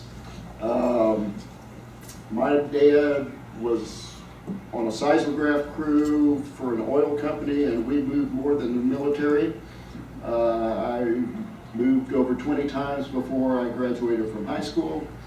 So we traveled all over, mostly in Texas, Louisiana, Gulf Coast. And I was kicked out of UT for the second time in about '69 and decided to volunteer for the draft. Came to Vietnam, went to Delta Company. The day they went and changed IOs from the Rocket Pocket to the battalion, that was my first day in the field, and their first day in that AO. So I got shot at on my first day, and I thought that was going to be a normal occurrence, and wanted out of there. After a while, I became an RTO for the platoon, somehow, don't remember how. Then became a company RTO, and somehow down the line, after about 8 months, that led to brigade RTO. And I was back in July then, realized that this was safe now compared to the field, so I extended to get an early out to go back to school. The day after I left Vietnam, I was out of the Army.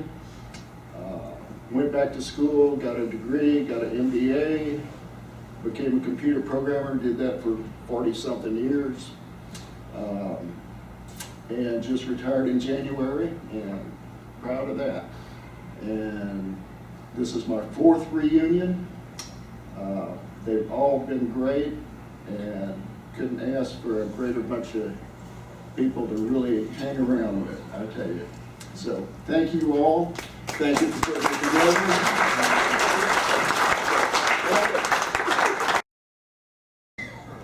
My name is Lonnie White, and this is my lovely wife, Elena. We've been married 50 years this year. And we have 3 daughters and 9 grandchildren, and she's still the love of my life. And she stuck, we were married 2 weeks before I left for Vietnam.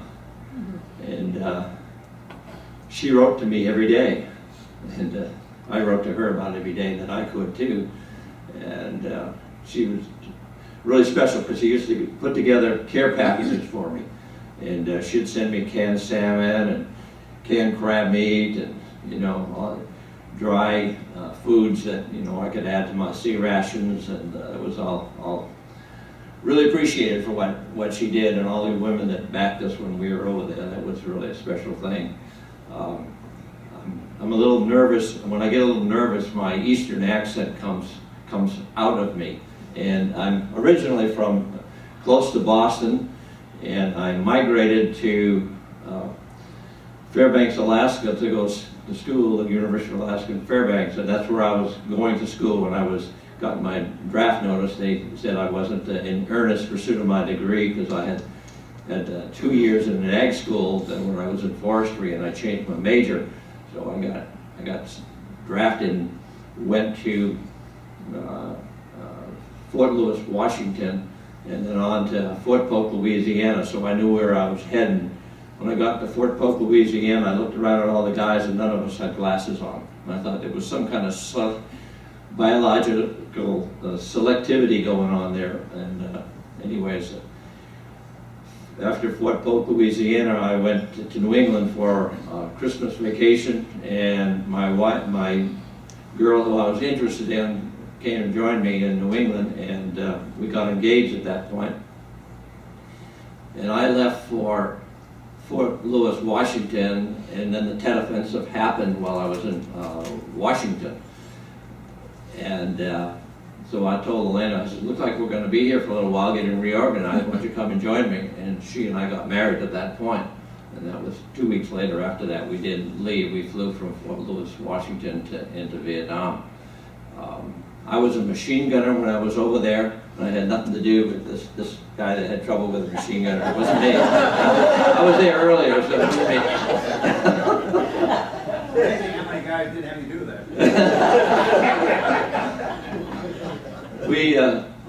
I was with Larry Stovall, and the reason why I ended up coming here this year, this is the first time I had no idea you guys were having reunions, but you guys ran an article in the AmeriCal division, a little article that said, you know, we're having a reunion, and I got a hold of you folks and got back to me, and I actually ran through some of these tapes I got on your website, and so I got to see some of you guys. You didn't look like the same guys.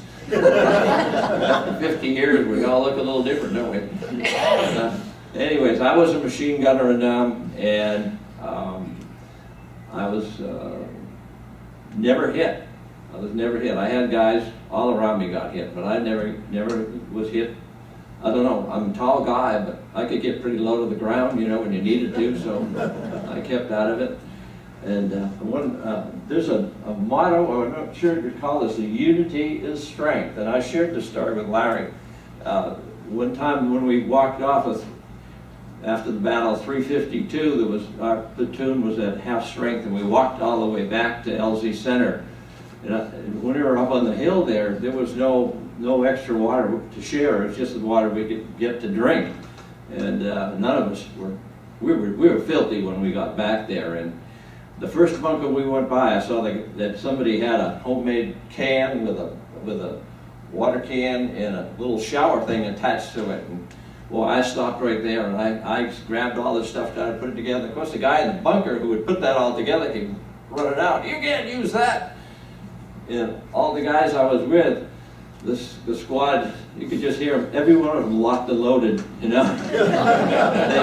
they had my back, either that or I stunk pretty bad. Then I got my shower and then everybody else showered behind me. And my wife wrote me letters every day when I was there, and I wrote her back, and she still got this great big stack of all these letters and all these things going through. And when I read them, the overall thing is, well, I was hungry. I was always hungry. I was always asking her to send me something more to eat. It was kind of a strange thing, but after I'd been in the field for about 10.5 months, I found out, I think I was in the rear area for Bob Hope. Bob Hope came through, and I got to see that show. That was great. And I found out that the company clerk was retiring, the mail clerk. And I applied for the job, and the sergeant in there said, "No, you can't have it, you're too short." And I said, "I'll extend." So I turned in my machine gun and took the mail clerk job, and I was glad to have that. But I appreciate all of the work you guys do in putting this together. It meant a lot to me, especially to share stories with the guys who I served exactly with, and we've shared some really good stories, and it actually makes it all fit back together again. This is where I went on, a lot of things that happened. So I'm just glad to be here and glad to be healthy, and appreciate all of you.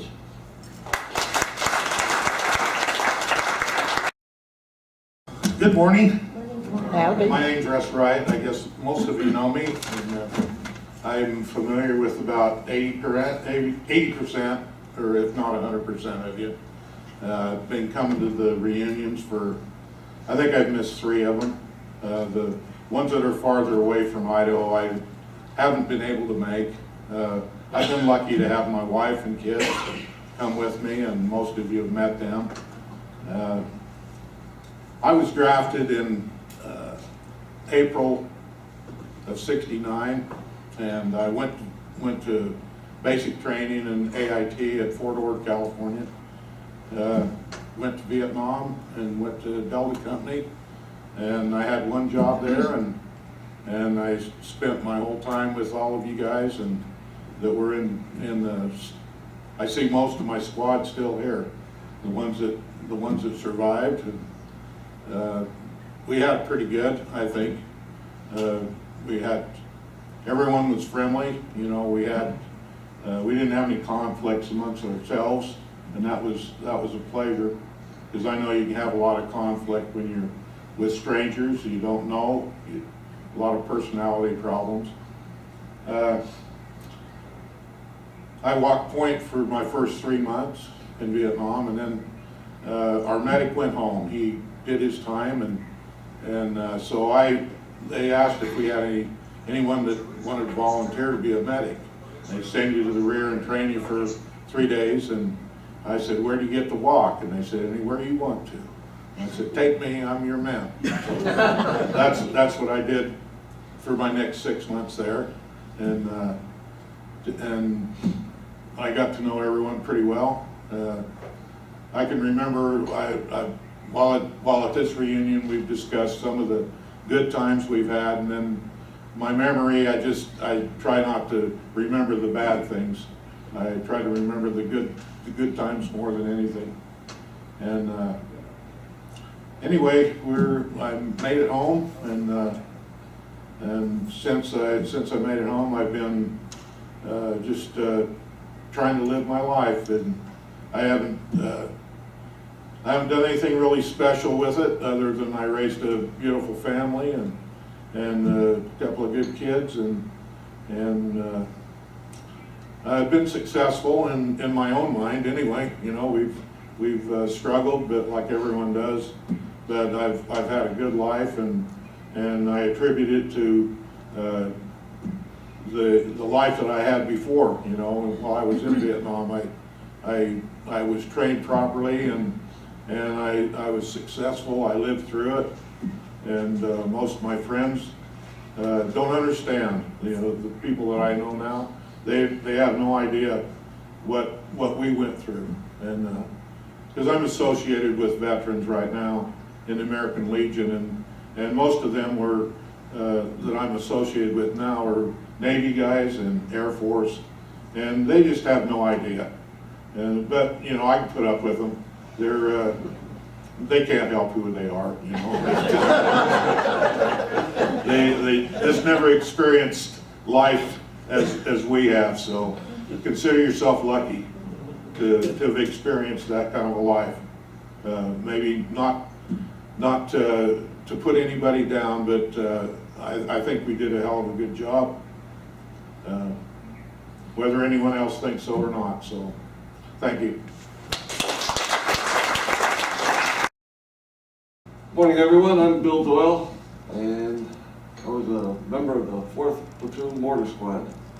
My brother Frankie and I were in the 4th Platoon, and we were very much associated with the CP, where I got to hang with Gary Salapini and John Pugh.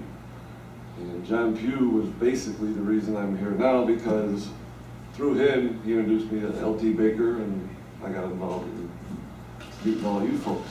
And I thank John, even though he's not here, for that opportunity to bring us together, because he was a big key also.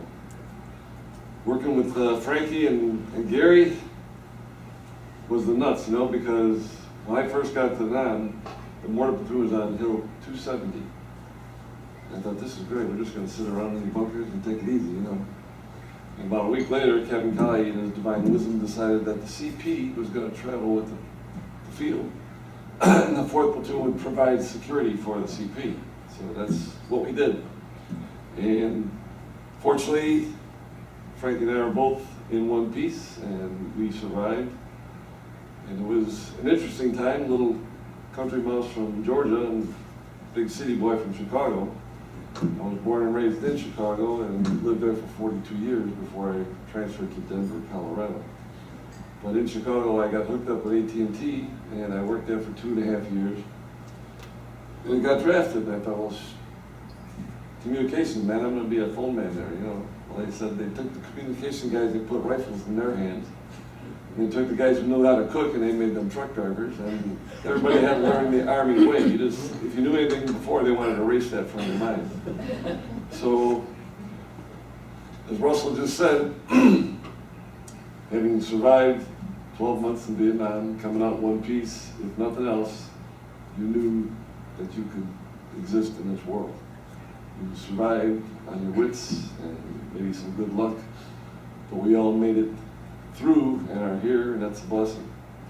So I'd like to extend congratulations to the guys who were here in 1968, because this is your 50th year.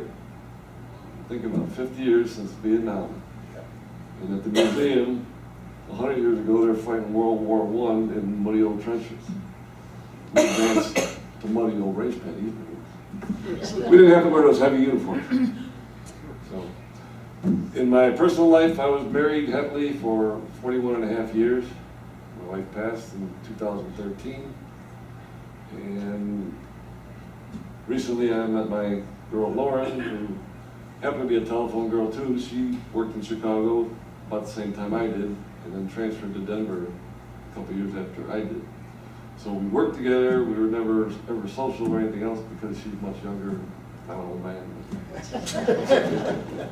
Suddenly that don't matter anymore. So we're here, and I'm sorry she's not here to hear these stories, but she did express, you know, she was 9 years old at the time we were in service, and she knew nothing about the war.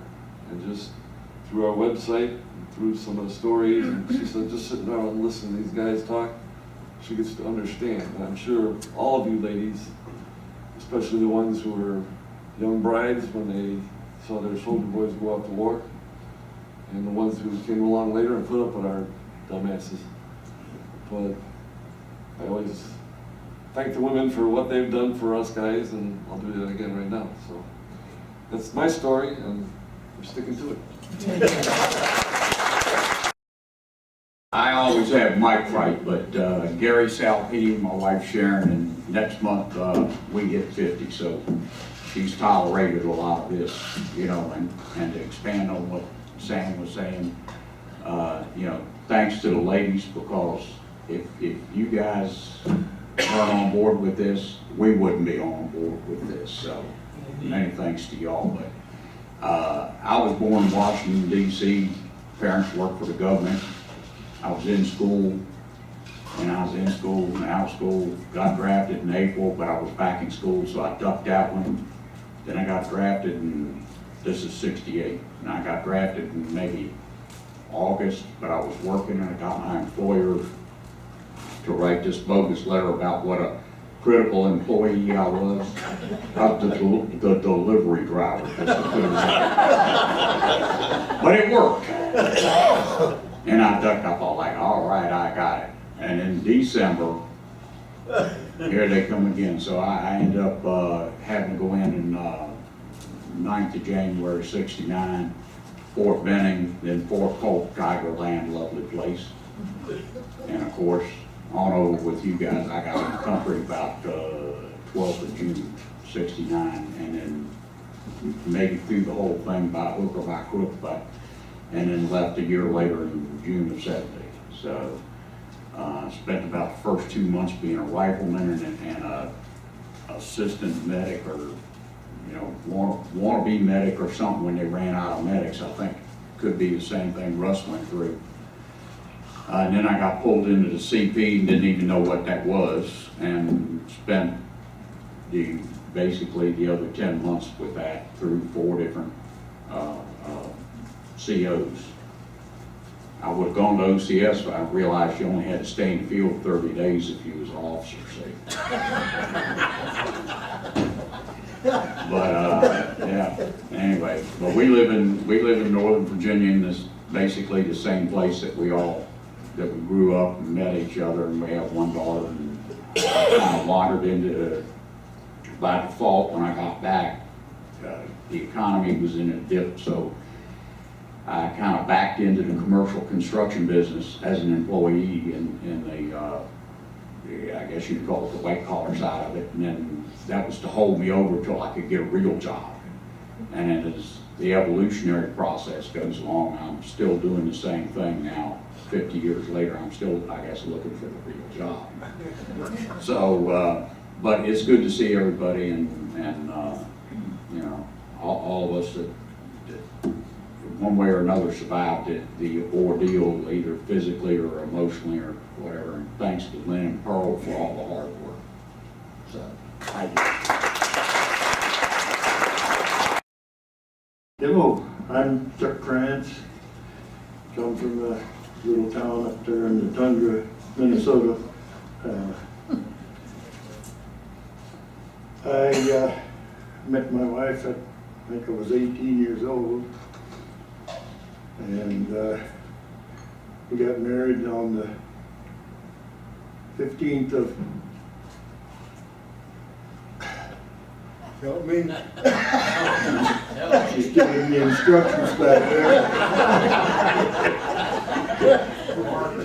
We got married a year later, the 15th of February. And it will be 50 years when we get to February. So, and that, today, I got Uncle Sam's letter that I was drafted, the day we got married. And so I was home for 1 month. Off to Fort Campbell for basic training, and then to Fort Polk for AIT. And I think I was home for a little leave there, like 15 days. She had our little boy, and I went to Vietnam. He was 1 month old. And like Russ, I walked point for about the first 6 months. And then when we changed AOs. I didn't last long there. Got married on the 9th of April, 1970, and came back to the States, was sent to Fort Lewis, Washington. I had 9 months left to serve, so. After that, back home, and I had been working at a steel plant before I got drafted, and I went back there, and I was there for 45 years. I retired 7 years ago. Been the best 7 years of my life. And I want to thank Lynn, Carl, Larry, and everybody that put this together. Well, I want to say one other thing. I did miss one. You aren't supposed to say that. but it wasn't my choice. Right. I was a biker, and the wife and I were out on a ride 2 weeks before the Vegas reunion, and big deer jumped in front of me to spoil my plans for them. And I almost killed my wife that time. I sprained my ankle. But I'm still here. Amen. All you guys.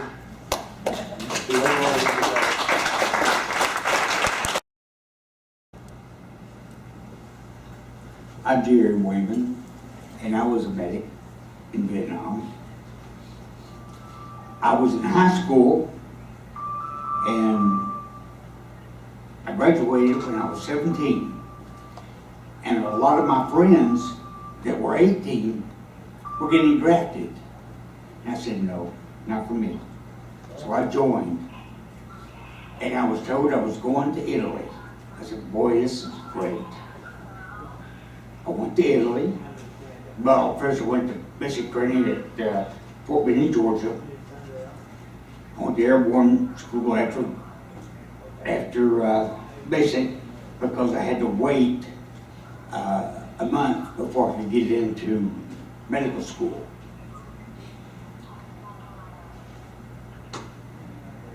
I went to Italy. I was in Italy for 9 months when I got orders for Vietnam. Going from Italy to Vietnam was a major shock. I thought I had it made. I would never see Vietnam. Well, I went to Vietnam and was assigned to headquarters company as a medic, and then attached to Delta Company.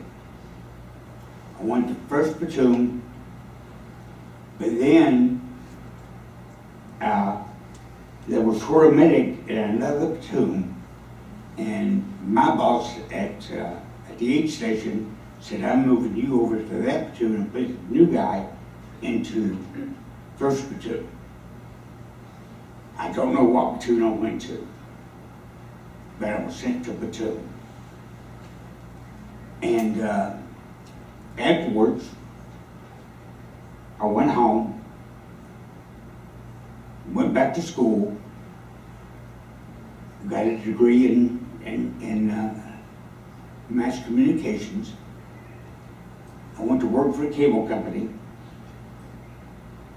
producing cable programs. And I did that for several years. I got tired of it. I went to work as an education advisor at one of the colleges, at a community college. Didn't like it. And then I became the director of financial development with the Red Cross until I retired. Oh, by the way, from Vietnam they sent me to Fort Campbell, Kentucky, to the 101st Airborne Division, which was in Vietnam. I went to the reception detachment. I stayed at Fort Campbell for 14 years. Off and on.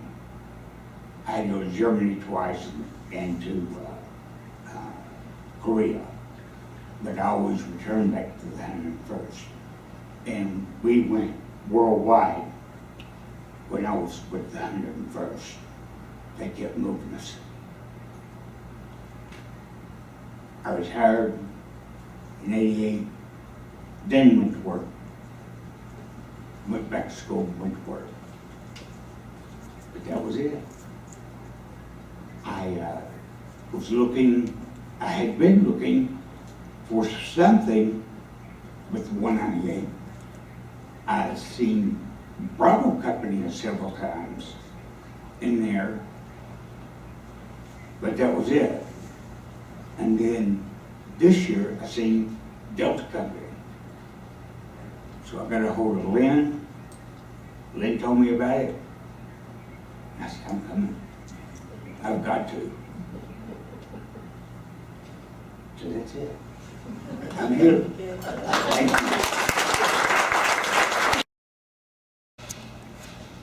I'm Larry Stovall. My wife, my bride, of 51 years, is sitting at the back table. Patty has been to each of these reunions with me, and for all of you who were with us in Washington, D.C. last year, the final night at the banquet, we celebrated our 50th anniversary with my brothers. So that was a special occasion for us. I'm really sorry that Butch had to leave. I think he's the only guy in the room older than me. He was drafted when he was almost 26 years old, so he was the old man when I got to 3rd Platoon of Delta Company. Okay, Lynn, I'm going to stay on point. Get back to the first. Kind of like Lonnie, I went to school for a couple of years, and I went to a land-grant college in Tennessee.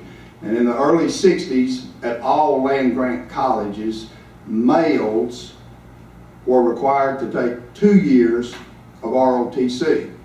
So I had 2 years of ROTC. Now I'll get back to that in a minute.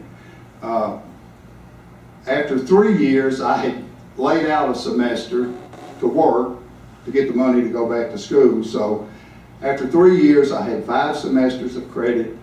At the end of that spring semester, the draft board said, you're fine, you know, go come back in the fall. Well, I went to work on a pipeline job up in Virginia, and 2 weeks before school started, I got my draft notice. And they determined that I wasn't a full-time student because I'd been out 3 years of high school and I had 5 semesters of credit. So fine, I got my draft notice. And I said, they're not going to draft me, I'll go join. What a smart decision that was. If you got drafted, you had a 2-year obligation. If you joined, you had a 3-year obligation. Now, along with that 3 years, you got your choice of an MOS school. So off I go to Fort Campbell, Kentucky for basic combat training. And at some point, they said, we're going to take this physical for officer candidate school. So we did. And they picked the guys that passed the physical, and they took us in one day to a classroom, and they said, you guys passed the physical, we're going to give you a test for officer candidate school. So we all took the test, went on our way, and a few days later, they gathered up a few of us and took us to the day room, and they said, okay, you troops passed the physical, and you passed the written test. And the company commander came in. The only time I saw him in my 8 weeks of basic combat training, he came in, said a few words, and left. And then the first sergeant, in great detail, explained to us that officer candidate school was a completely voluntary situation. If you passed the physical and you passed the written test, the next step was to volunteer. And nobody would force you to go. It was all voluntary. The paperwork to volunteer was all filled out on the desk where we were sitting. And all it required was our signature. And then the first sergeant said, there's not a one of you son of a bitches leaving this room until you sign that paper. So we all volunteered for officer candidates. I went on to Fort Knox, Kentucky for 11 Delta training, became an armored cavalry scout. And then from there, I went to Benning School for Boys at Fort Benning. So I stayed at Benning for a year as an instructor after officer candidate school, then came to Delta Company, and during my 7 months in the field, I was the third platoon leader. During that time, I also had the distinction of being appointed the executive officer, except I stayed in the field with the platoon, which also allowed me at one point, since I was the only officer in the company, to sign for the company. That was interesting later on too, without doing an inventory. But so during that time, another duty, I was company commander on 3 occasions, never officially on orders, twice because I was the only officer in the company. You had to have a company commander. And the third time, we had a lieutenant from Charlie Company come over. He'd been in the field for 7 months and thought he was going to the rear, and instead of getting a staff job, they made him Delta Company commander. Well, I met him and he said, look, it's middle of December, he said, I'm fixing to go on leave and I'll see you sometime next year. This company's yours till I get back. And he stayed gone for over 2 weeks on that trip. So from there I went to the brigade. For the last part of my tour, I was the liaison officer to the division. That was a really interesting job because I got to go, well, I went to the command general's briefing every morning, came back and briefed the brigade commander on what I thought he would like to see from that briefing. And I've told several people at one point they pulled a battalion commander out of the field and brought him in to be an assistant 3 at the division, a young lieutenant colonel by the name of Colin Powell. So his briefings were excellent, believe me. I extended for a year and stayed on active duty, and then I left active duty, went back to school, got my degree, went to work for Procter & Gamble, kind of liked that job, stayed there 36 years. But after being with them for several years, a friend of mine talked me into getting into the Army Reserve. So stayed associated with that until I retired, and that gave me a total of 31 years service in the Army. I was trying to think back about, okay, so I didn't have any association with any of the organizations until one year, I don't remember the year, but the AmeriCal Division had a reunion in Shreveport, and Patty agreed to go with me. We got down there, and I didn't know a soul. And so, you know, I was standing in line to do something. I got to talking to the guy in front of me, and he'd been in a sister battalion. And so we were talking, and he asked me what unit I was in, and I told him. And when I got to Delta Company, 1st to 6th, and when I did, some big tall guy behind me tapped me on the shoulder and said, "What'd you say? What unit?" And I told him, and it was Randy Bordner. And Randy and I and the guy in front of me stayed in touch after that reunion just by email. I mean, we stayed in touch. And Randy emailed me and he said, "Hey, there's a lieutenant over in Arkansas that was in Delta Company after you were there that you need to get to know." And he sent me Lynn's email. And that was the year prior to the first reunion. So when the reunion was being planned. And then Sam told you about the night Butch was at my house, and he called him, and that was just that's how we got hooked up to come to the reunion. So for those of you who were in Nashville, and so Patty and I have 4 children, 8 grandchildren. We still live in the general area where we both grew up. For those of you that were at the Nashville reunion, you met our youngest daughter, Natalie. She sends her love to all of you. She also sends her thank you for all of the support that the people in this room showed her when she was in that little singing contest last year. The support really was overwhelming, and it was from so many people in this room, and it meant a lot, believe me, as she was sequestered in that hotel room, doing that little contest. Which brings me to social media, and that's what a lot of that support was about. This wasn't original on my part, but I saw something last week. You know how you see things on Facebook and you share them? There was somebody put one up, it was a picture of an American flag, and it said, "I was a soldier, I am a soldier, I will always be a soldier." I shared that, and I got some interesting comments from it, and it just made me think about 31 years. I served with a lot of guys in some different kinds of units. I mean, in the reserve, I had to become a military police officer. I commanded a personnel services battalion. I did a quartermaster job. The best job I ever had was as a platoon leader in Delta Company, 1st of the 6th. And the reason it was the best job is because of the soldiers I served with, a number of who are in this room, and who were as good of men and soldiers as you will ever find anywhere in anybody's army. And I thank you for that, and I look forward to getting together with you every year. Thanks.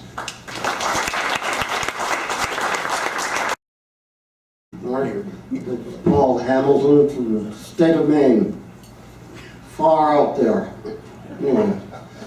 I got drafted in August 1969, and 5 months to the day after that I was in Vietnam. It took a few weeks to get to the field, and a few more weeks figuring out what that was all about and what I ought to be doing. But I had the good fortune of having a decent lieutenant who spent some time with me and tried to teach me how to run a radio and how to communicate with the rest of the outfit. He taught me a little artillery and how to use supporting arms, so that was convenient. And I had the good fortune to be surrounded with a bunch of very able and dedicated soldiers, some of whom I've kept in touch with over the years. In fact, in 1993, 4 of the fellas showed up in Maine, and we had about a week-long reunion there. Grover Cash, the late Larry Shea, the late Dr. Steve Jones, and a fellow named Steve Harris from upstate New York. And they're still alive and well. Alive and kicking anyway. So I appreciate the opportunity I had to serve with a good bunch of people, and they helped us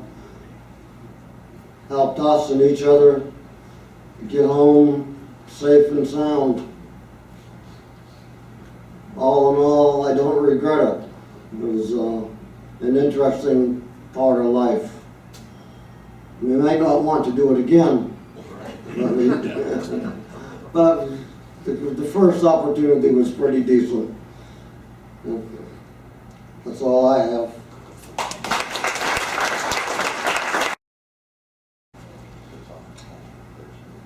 My name is Gary Murtha, and first thing I would like to say is I was part of the group of 4 that got left behind at the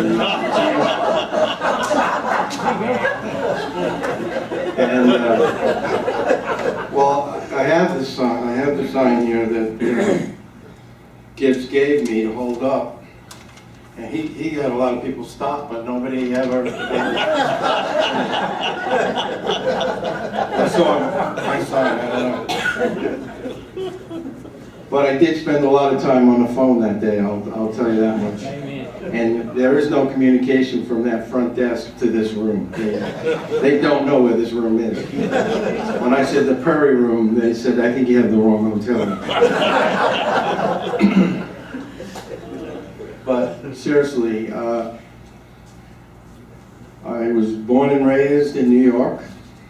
I know that's not a great thing, but I actually lived my first 5 or 6 years of life about, I would say maybe 6 or 8 blocks away from our President Donald J. Trump. I lived in Queens, right, almost in the same exact neighborhood that he lived in. He was a little older, so I didn't know him.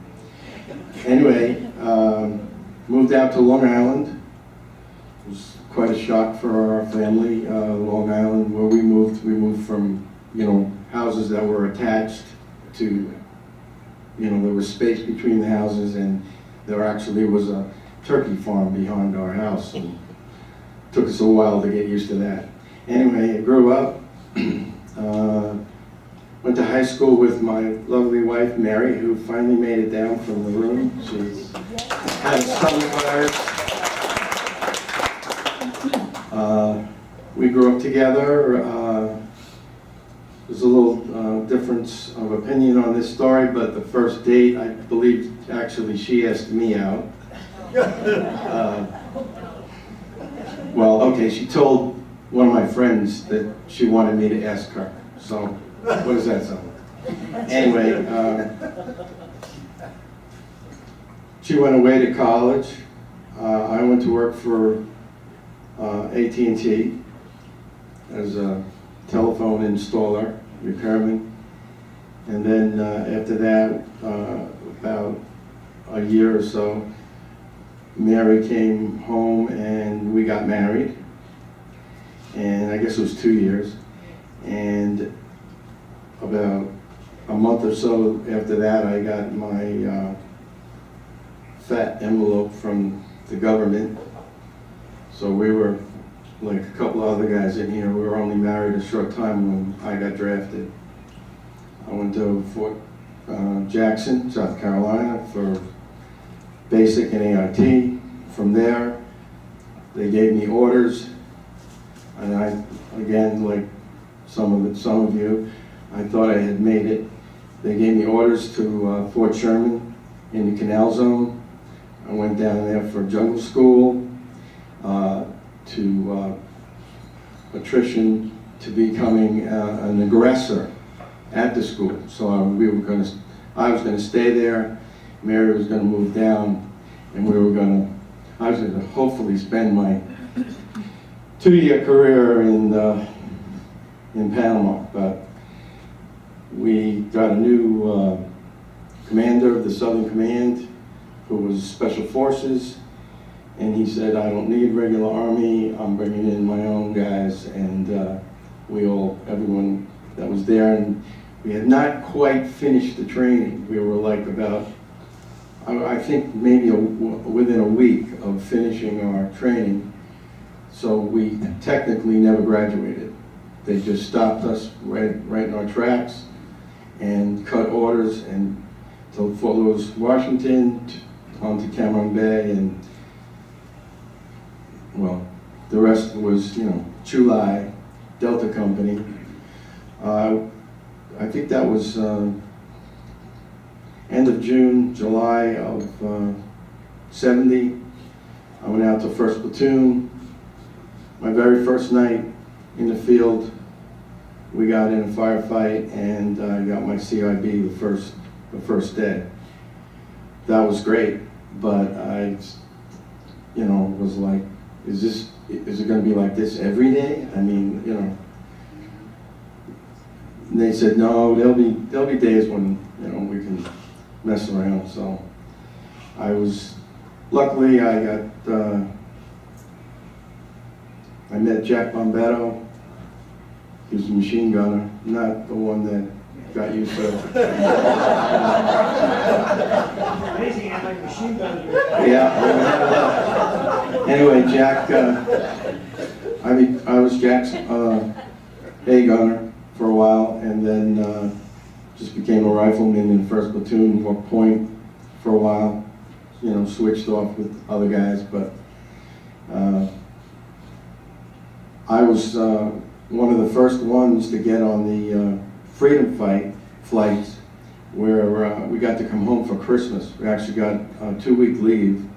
You had to pay your own way back and forth, but that was that December of '70, and I got to come home and surprise Mary. Actually shocked her, literally shocked her out of bed. And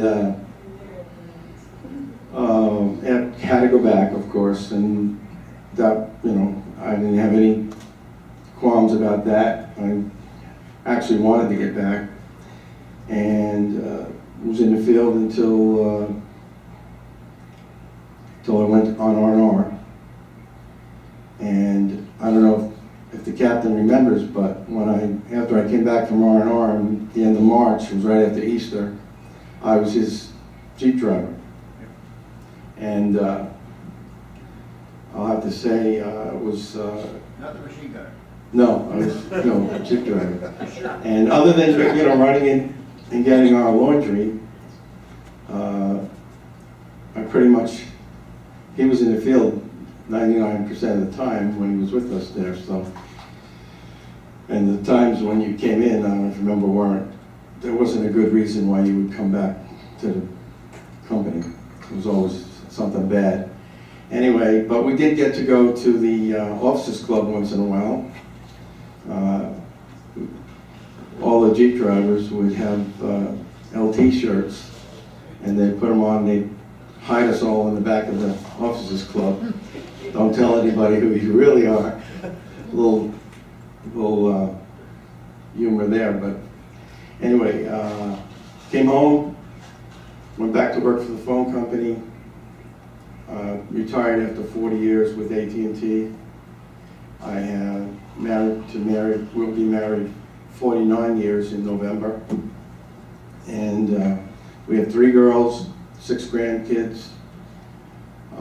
Now I play at golf, and I kind of got a lesson yesterday that maybe I am not quite as good as I thought I was, but I didn't have my own clubs, so I'm using that as an excuse. I had rental clubs, and they weren't so good.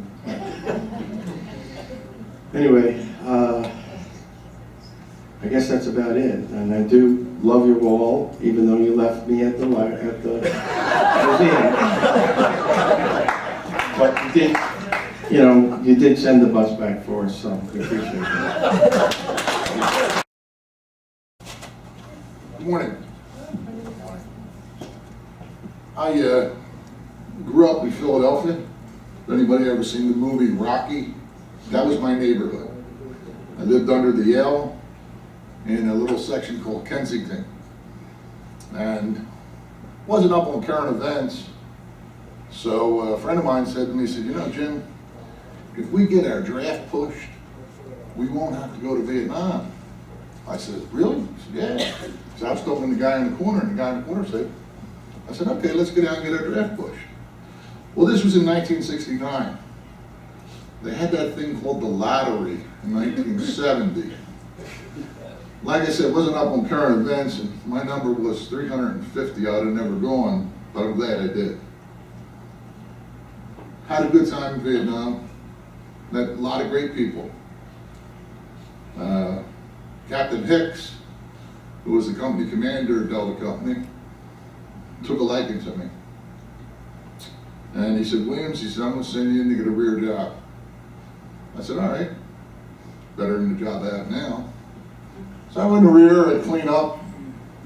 I'm about 155 pounds, a little bit lighter than I am now. And I'm in a Shammer's hooch waiting for this appointment. And this guy called Alabama, never met him. Again, he said, what do you got, a rear job? He said, I'm married and I got 2 kids. He said, why don't they send someone like me. So I was guilt tripped. I said, go ahead, take it. So he went for the interview, acted like he was sent by Hicks. I went back out in the field. I get out in the field, Hicks says, how'd you make out? I told him the story. He said, I wanted Alabama to have the job, I'd have sent him in. So I think I was in a little bit of trouble with Captain Hicks. A few months go by, another job comes up. He says, you want to take this one? I said, you sure right I am. So I spent the rest of my time, like my liberal buddy Gary, driving around a major from S2. And it was a good experience.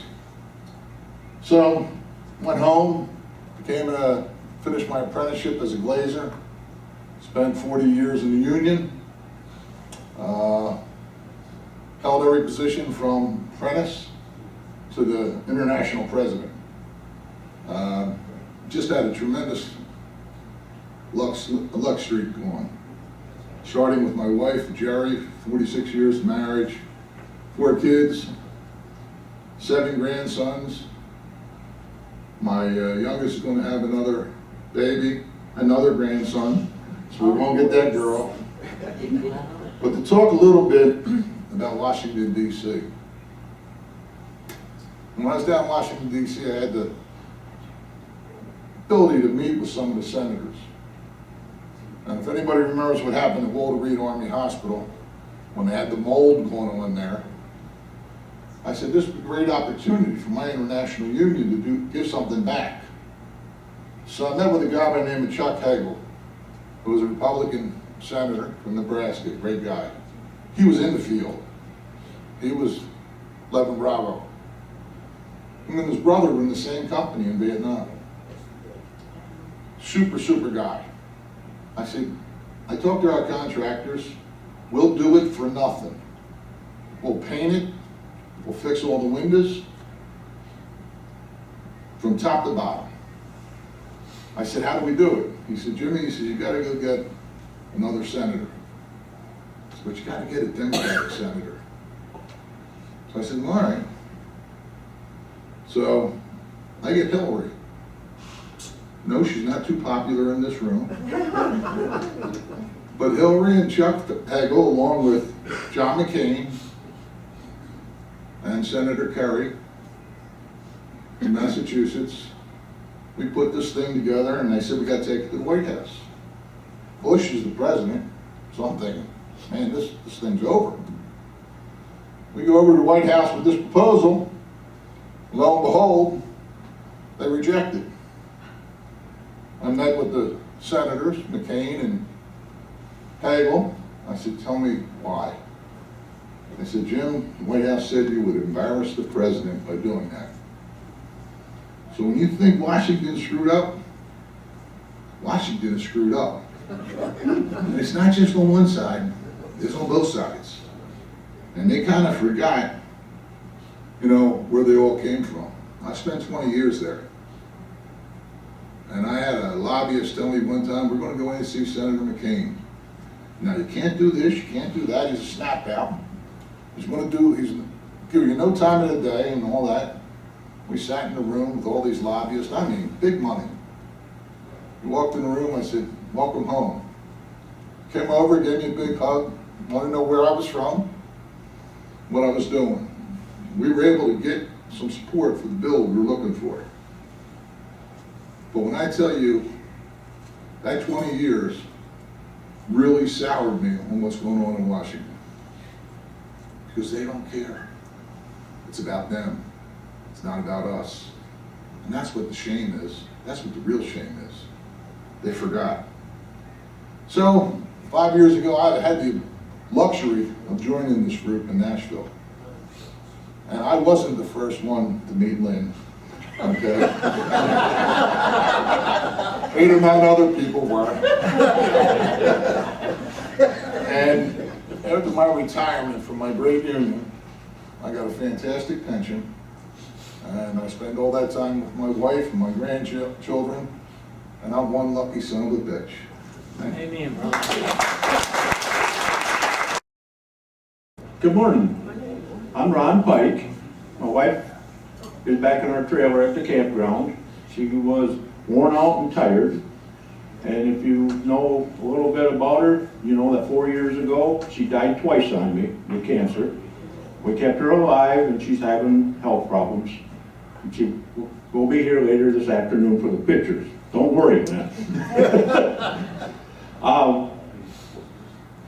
Where I was born and raised, when I got to be about 5 years old and had to go to school, my mother was in Comstock Park for school, my dad was in Kent City, and neither one wanted to go there, so they moved in the middle to Sparta. So I went to Sparta schools, and then when I was a nice young age, about 15 years old, I made a little walk 1 mile down the road, and I asked the gentleman for a job, who turned out to be my father-in-law, eventually. And my wife says, you don't know where my grandfolks live. Wrong, because I used to drive this pickup truck when they hauled grain, when they combined. So that was our first date. Got married in the end of May. Don't ask me which day, because the end of May is not my best time of the year. It's either the 24th, 26th, or 28th. One of them 3 days I got married. The following year, I had surgery and was staying in the maternity ward because the men's wards were under construction and they had no place to put me. And then I got drafted. Then, after 2 years of marriage, after that, I got hurt in Vietnam on Memorial Day weekend. Whoopie-dooey. We've been married almost 52, well, over 52 years now, heading towards 53. Like I said, she had cancer, passed away twice. I was lucky. I worked 36 years as a truck driver. I was one before that. When I went to Fort Knox, Kentucky, the sergeant called out a bunch of guys off to the side. He said, I want all smokers over here. And he looked at him. He said, you bastards will pick up butts and trash. You guys just pick up trash. He hated smokers. So I thought, oh, that ain't going to be too bad. So then he wanted truck drivers. So half a dozen of them fell over there. He said, you get the wheelbarrow, you get the wheelbarrow, you get the wheelbarrow. And he'd come up to me and he says, what do you drive? I said, tractor trailer, a 40-foot, which was the biggest unit they had at the time. He says, good. You go to the motor pool tomorrow, you can check out a Jeep, you drive the captain around, or the mess truck. Now, if any of you ever been to Fort Knox, Kentucky, they got two little hills called Agony and Heartbreak that you have to walk up with full packs. I had Agony and Heartbreak both, and my feet trying to keep that truck in granny gear, picking up stragglers. I never had to walk either one. To qualify with the weapons, my weapons are behind the mess truck or behind the Jeep, locked in. I never fired a round until the day of qualifications. When the sergeant took me to the side of the field, I fired a total of maybe 20 rounds. I qualified expert on each one. He said, looked at me and he says, you know how to shoot, don't you? I said, yes, I do. He said, good, go back to your mess truck. Spent my time in Vietnam, got there right there in the middle of Tet. When Jim Lampy puts his pictures on the thing, I'm very poor on the computer. I didn't remember his name even. First man popped up on his pictures was Ben Willett. That's the bugger that gave me the radio to carry for 9 months and 9 days until I got hurt. That's what I did all the time over there in Vietnam. I was walking point the morning I got hurt with the radio. We had a small squad out at that time. Walked all day and night. And I got tired, so I decided to get laid down, take a nap. I got hit from my shoulder all the way to my ankles, on my whole left side. Lost all the feeling in my hand. There was surgery to repair it, did not work. From the mid-calf down to my toes on my left foot. Sherman tank can run over it, I won't say a word. unless it stays on it, and then I can't move. No feeling, I'm having balance problems now as I'm getting older. So when I get done with this next weekend, after next weekend, I gotta go to a therapist to learn how to walk. Again. But I had 36 years driving semi. I was a driver before I got drafted. I had to fight the doctor to go back to work because he said I couldn't do it. When I was home on medical leave, the railroad was on strike. And our company was based out of Winston-Salem, North Carolina, and we hauled cigarettes that would not quit. Then I went back down there where I was working, and it's a small cartridge company. And the boss asked me if I think I could unload a load of cigarettes for the night, because we had 20 loads coming in and only 7 drivers. So when I went down there, our road drivers would come in, they'd take the load about a mile down the road to the warehouse, and the foreman at night was Jake Dirteen. And when I finally ended up getting a company in Fort Knox, Kentucky, his boy was in my company. His mother had a massive stroke, and I loaned him money to go back home about the second week we were in service. And Jake remembered me from, I knew Jake before. And so when I got there with just the tractor, the road drivers brought the load down for me. They put it in the dock. Usually it takes 6 hours to unload a load of cigarettes. I did 4 loads in 8 hours that night. I never touched a carton of cigarettes. Or a case, I should say, not carton. Because the railroad was on track, he had workers that weren't doing anything, so they had to unload. Jake did me a good favor that day. Got 32 hours pay that day. When I got back, after I finally got discharged from the hospital, the company doctor would not sign my work card, my DOT card. He says, you can't do it. So I had the paycheck, show him I couldn't do it. And I threatened him. That's the only way I got my job back. Which I thought, at the time, a lot of you out there know that you got a disability, they don't want you. I ended up with 36 years with a freight company. I had different ones. I retired November 1st, 2001, right after the trade towers. The following spring, I ended up getting real sick. I ended up having 3 surgeries since then, all because of Agent Orange. It settled in my arteries, it's plugging me up constantly. You ladies, I really feel sorry for you. I go through menopause every damn day. I get hot flashes and cold chills. Right now I've got a cold chill going on. So I know what you're going through. I feel sorry for you. In between me having 3 of my surgeries since 2001, my wife ended up with cancer, died twice on me. I managed to keep her alive. In between me driving the truck, also, I'm on my 36th year working for an auctioneer company. Yesterday they had another sale. I missed it. First one this year. Next week, Saturday, he already told me, be back. I enjoy it. Their son, who my wife worked for when he became an auctioneer, all of a sudden he come up one day, he says, I'm going to join the Guards.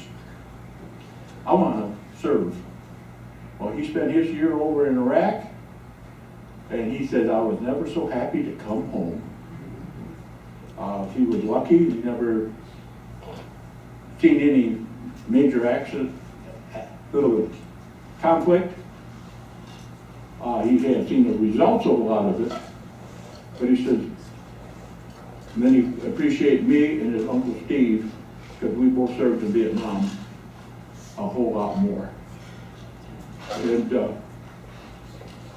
like I say, my wife will be back here this afternoon. As soon as I can find a cell phone from Lee to call my wife, because I forgot mine this morning, to wake her up if she's still asleep. And I think I'm the last one, Lynn. Is there anybody else? Did we miss anybody? Lynn, Randy was here. You want me to tell you Randy's story? Sure. Okay. Is he okay?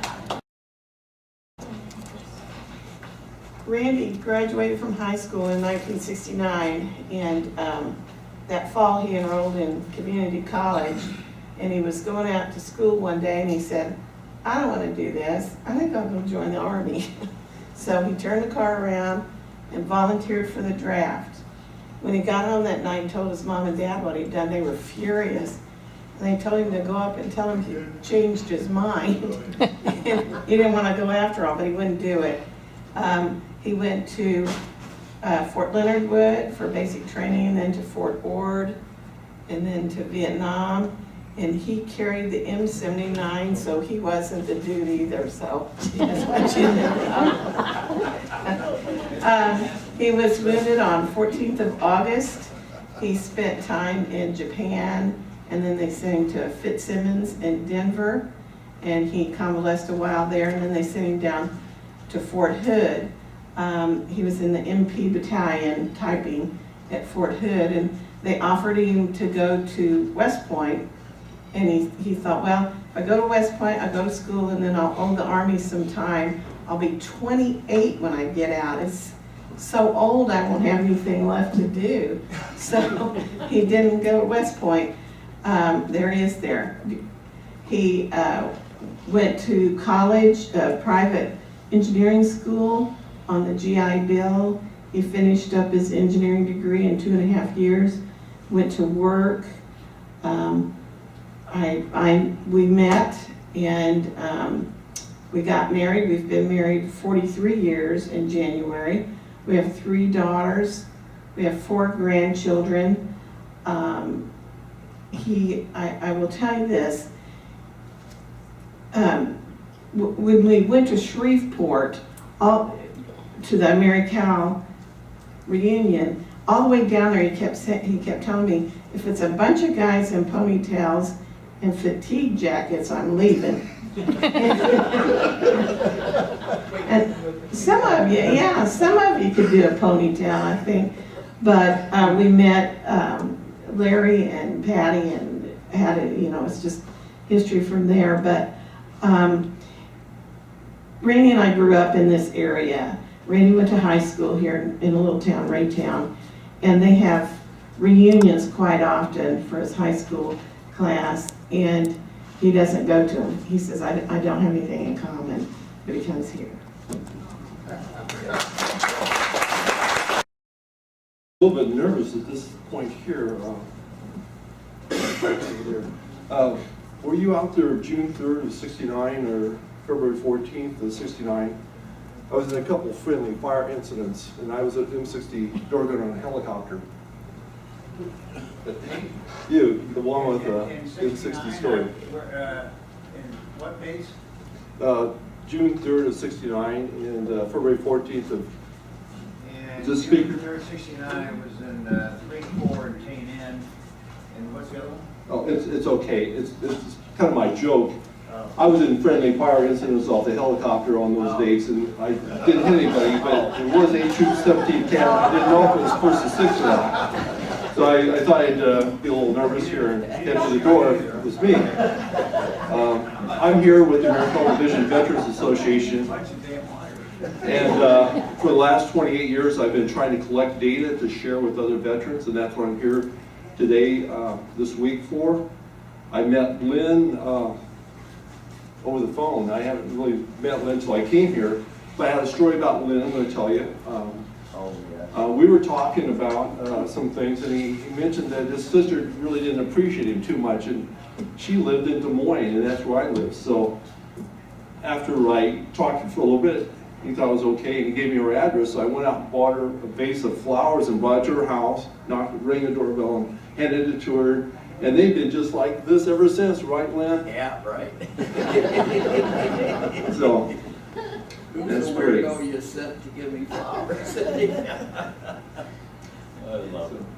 I've been married 38 years to my wonderful wife, in case this gets anywhere. And this is a beautiful thing, the way you're doing this. I'd like to have a copy of this and maybe some other stuff to share with our 1st and 6th veterans. So I'm excited to work with you guys, and tonight we're going to meet with Wayne Johnson. He did a great job with stuff. I found out there's materials that we should probably be getting from the archives that he's been working on.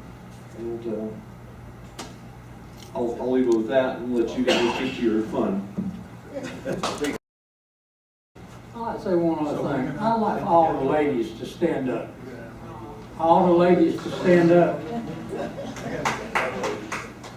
And, y'all have stuck by. I wasn't married when I went to Vietnam. I met my wife later on and said, well, if it had not been for this lady right here, my wife for 41 years, I'd be dead.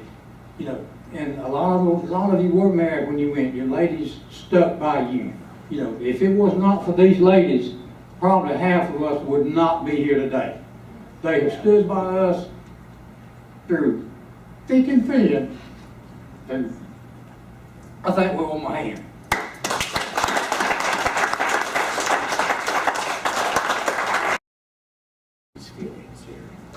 I know myself, it only took 3 wives to get one to come. Is it Pootie time? Okay, to my cat, it was Pootie. So it's lunchtime, so we're gonna bring our food back in here and our drink. And I think, give me a minute here. We can do the rest while we're eating. All right, sound like a deal? Yeah. Okay, and then we'll be done for the day until 5:30 when it's picture time. Have we got a little bit closer area we can tell them to go to at 5:30? Just out here. Okay, we'll meet in the library at 5:30, but right now, because we've got to do our formal business meeting, so bring your food back here and let's do it. Okay.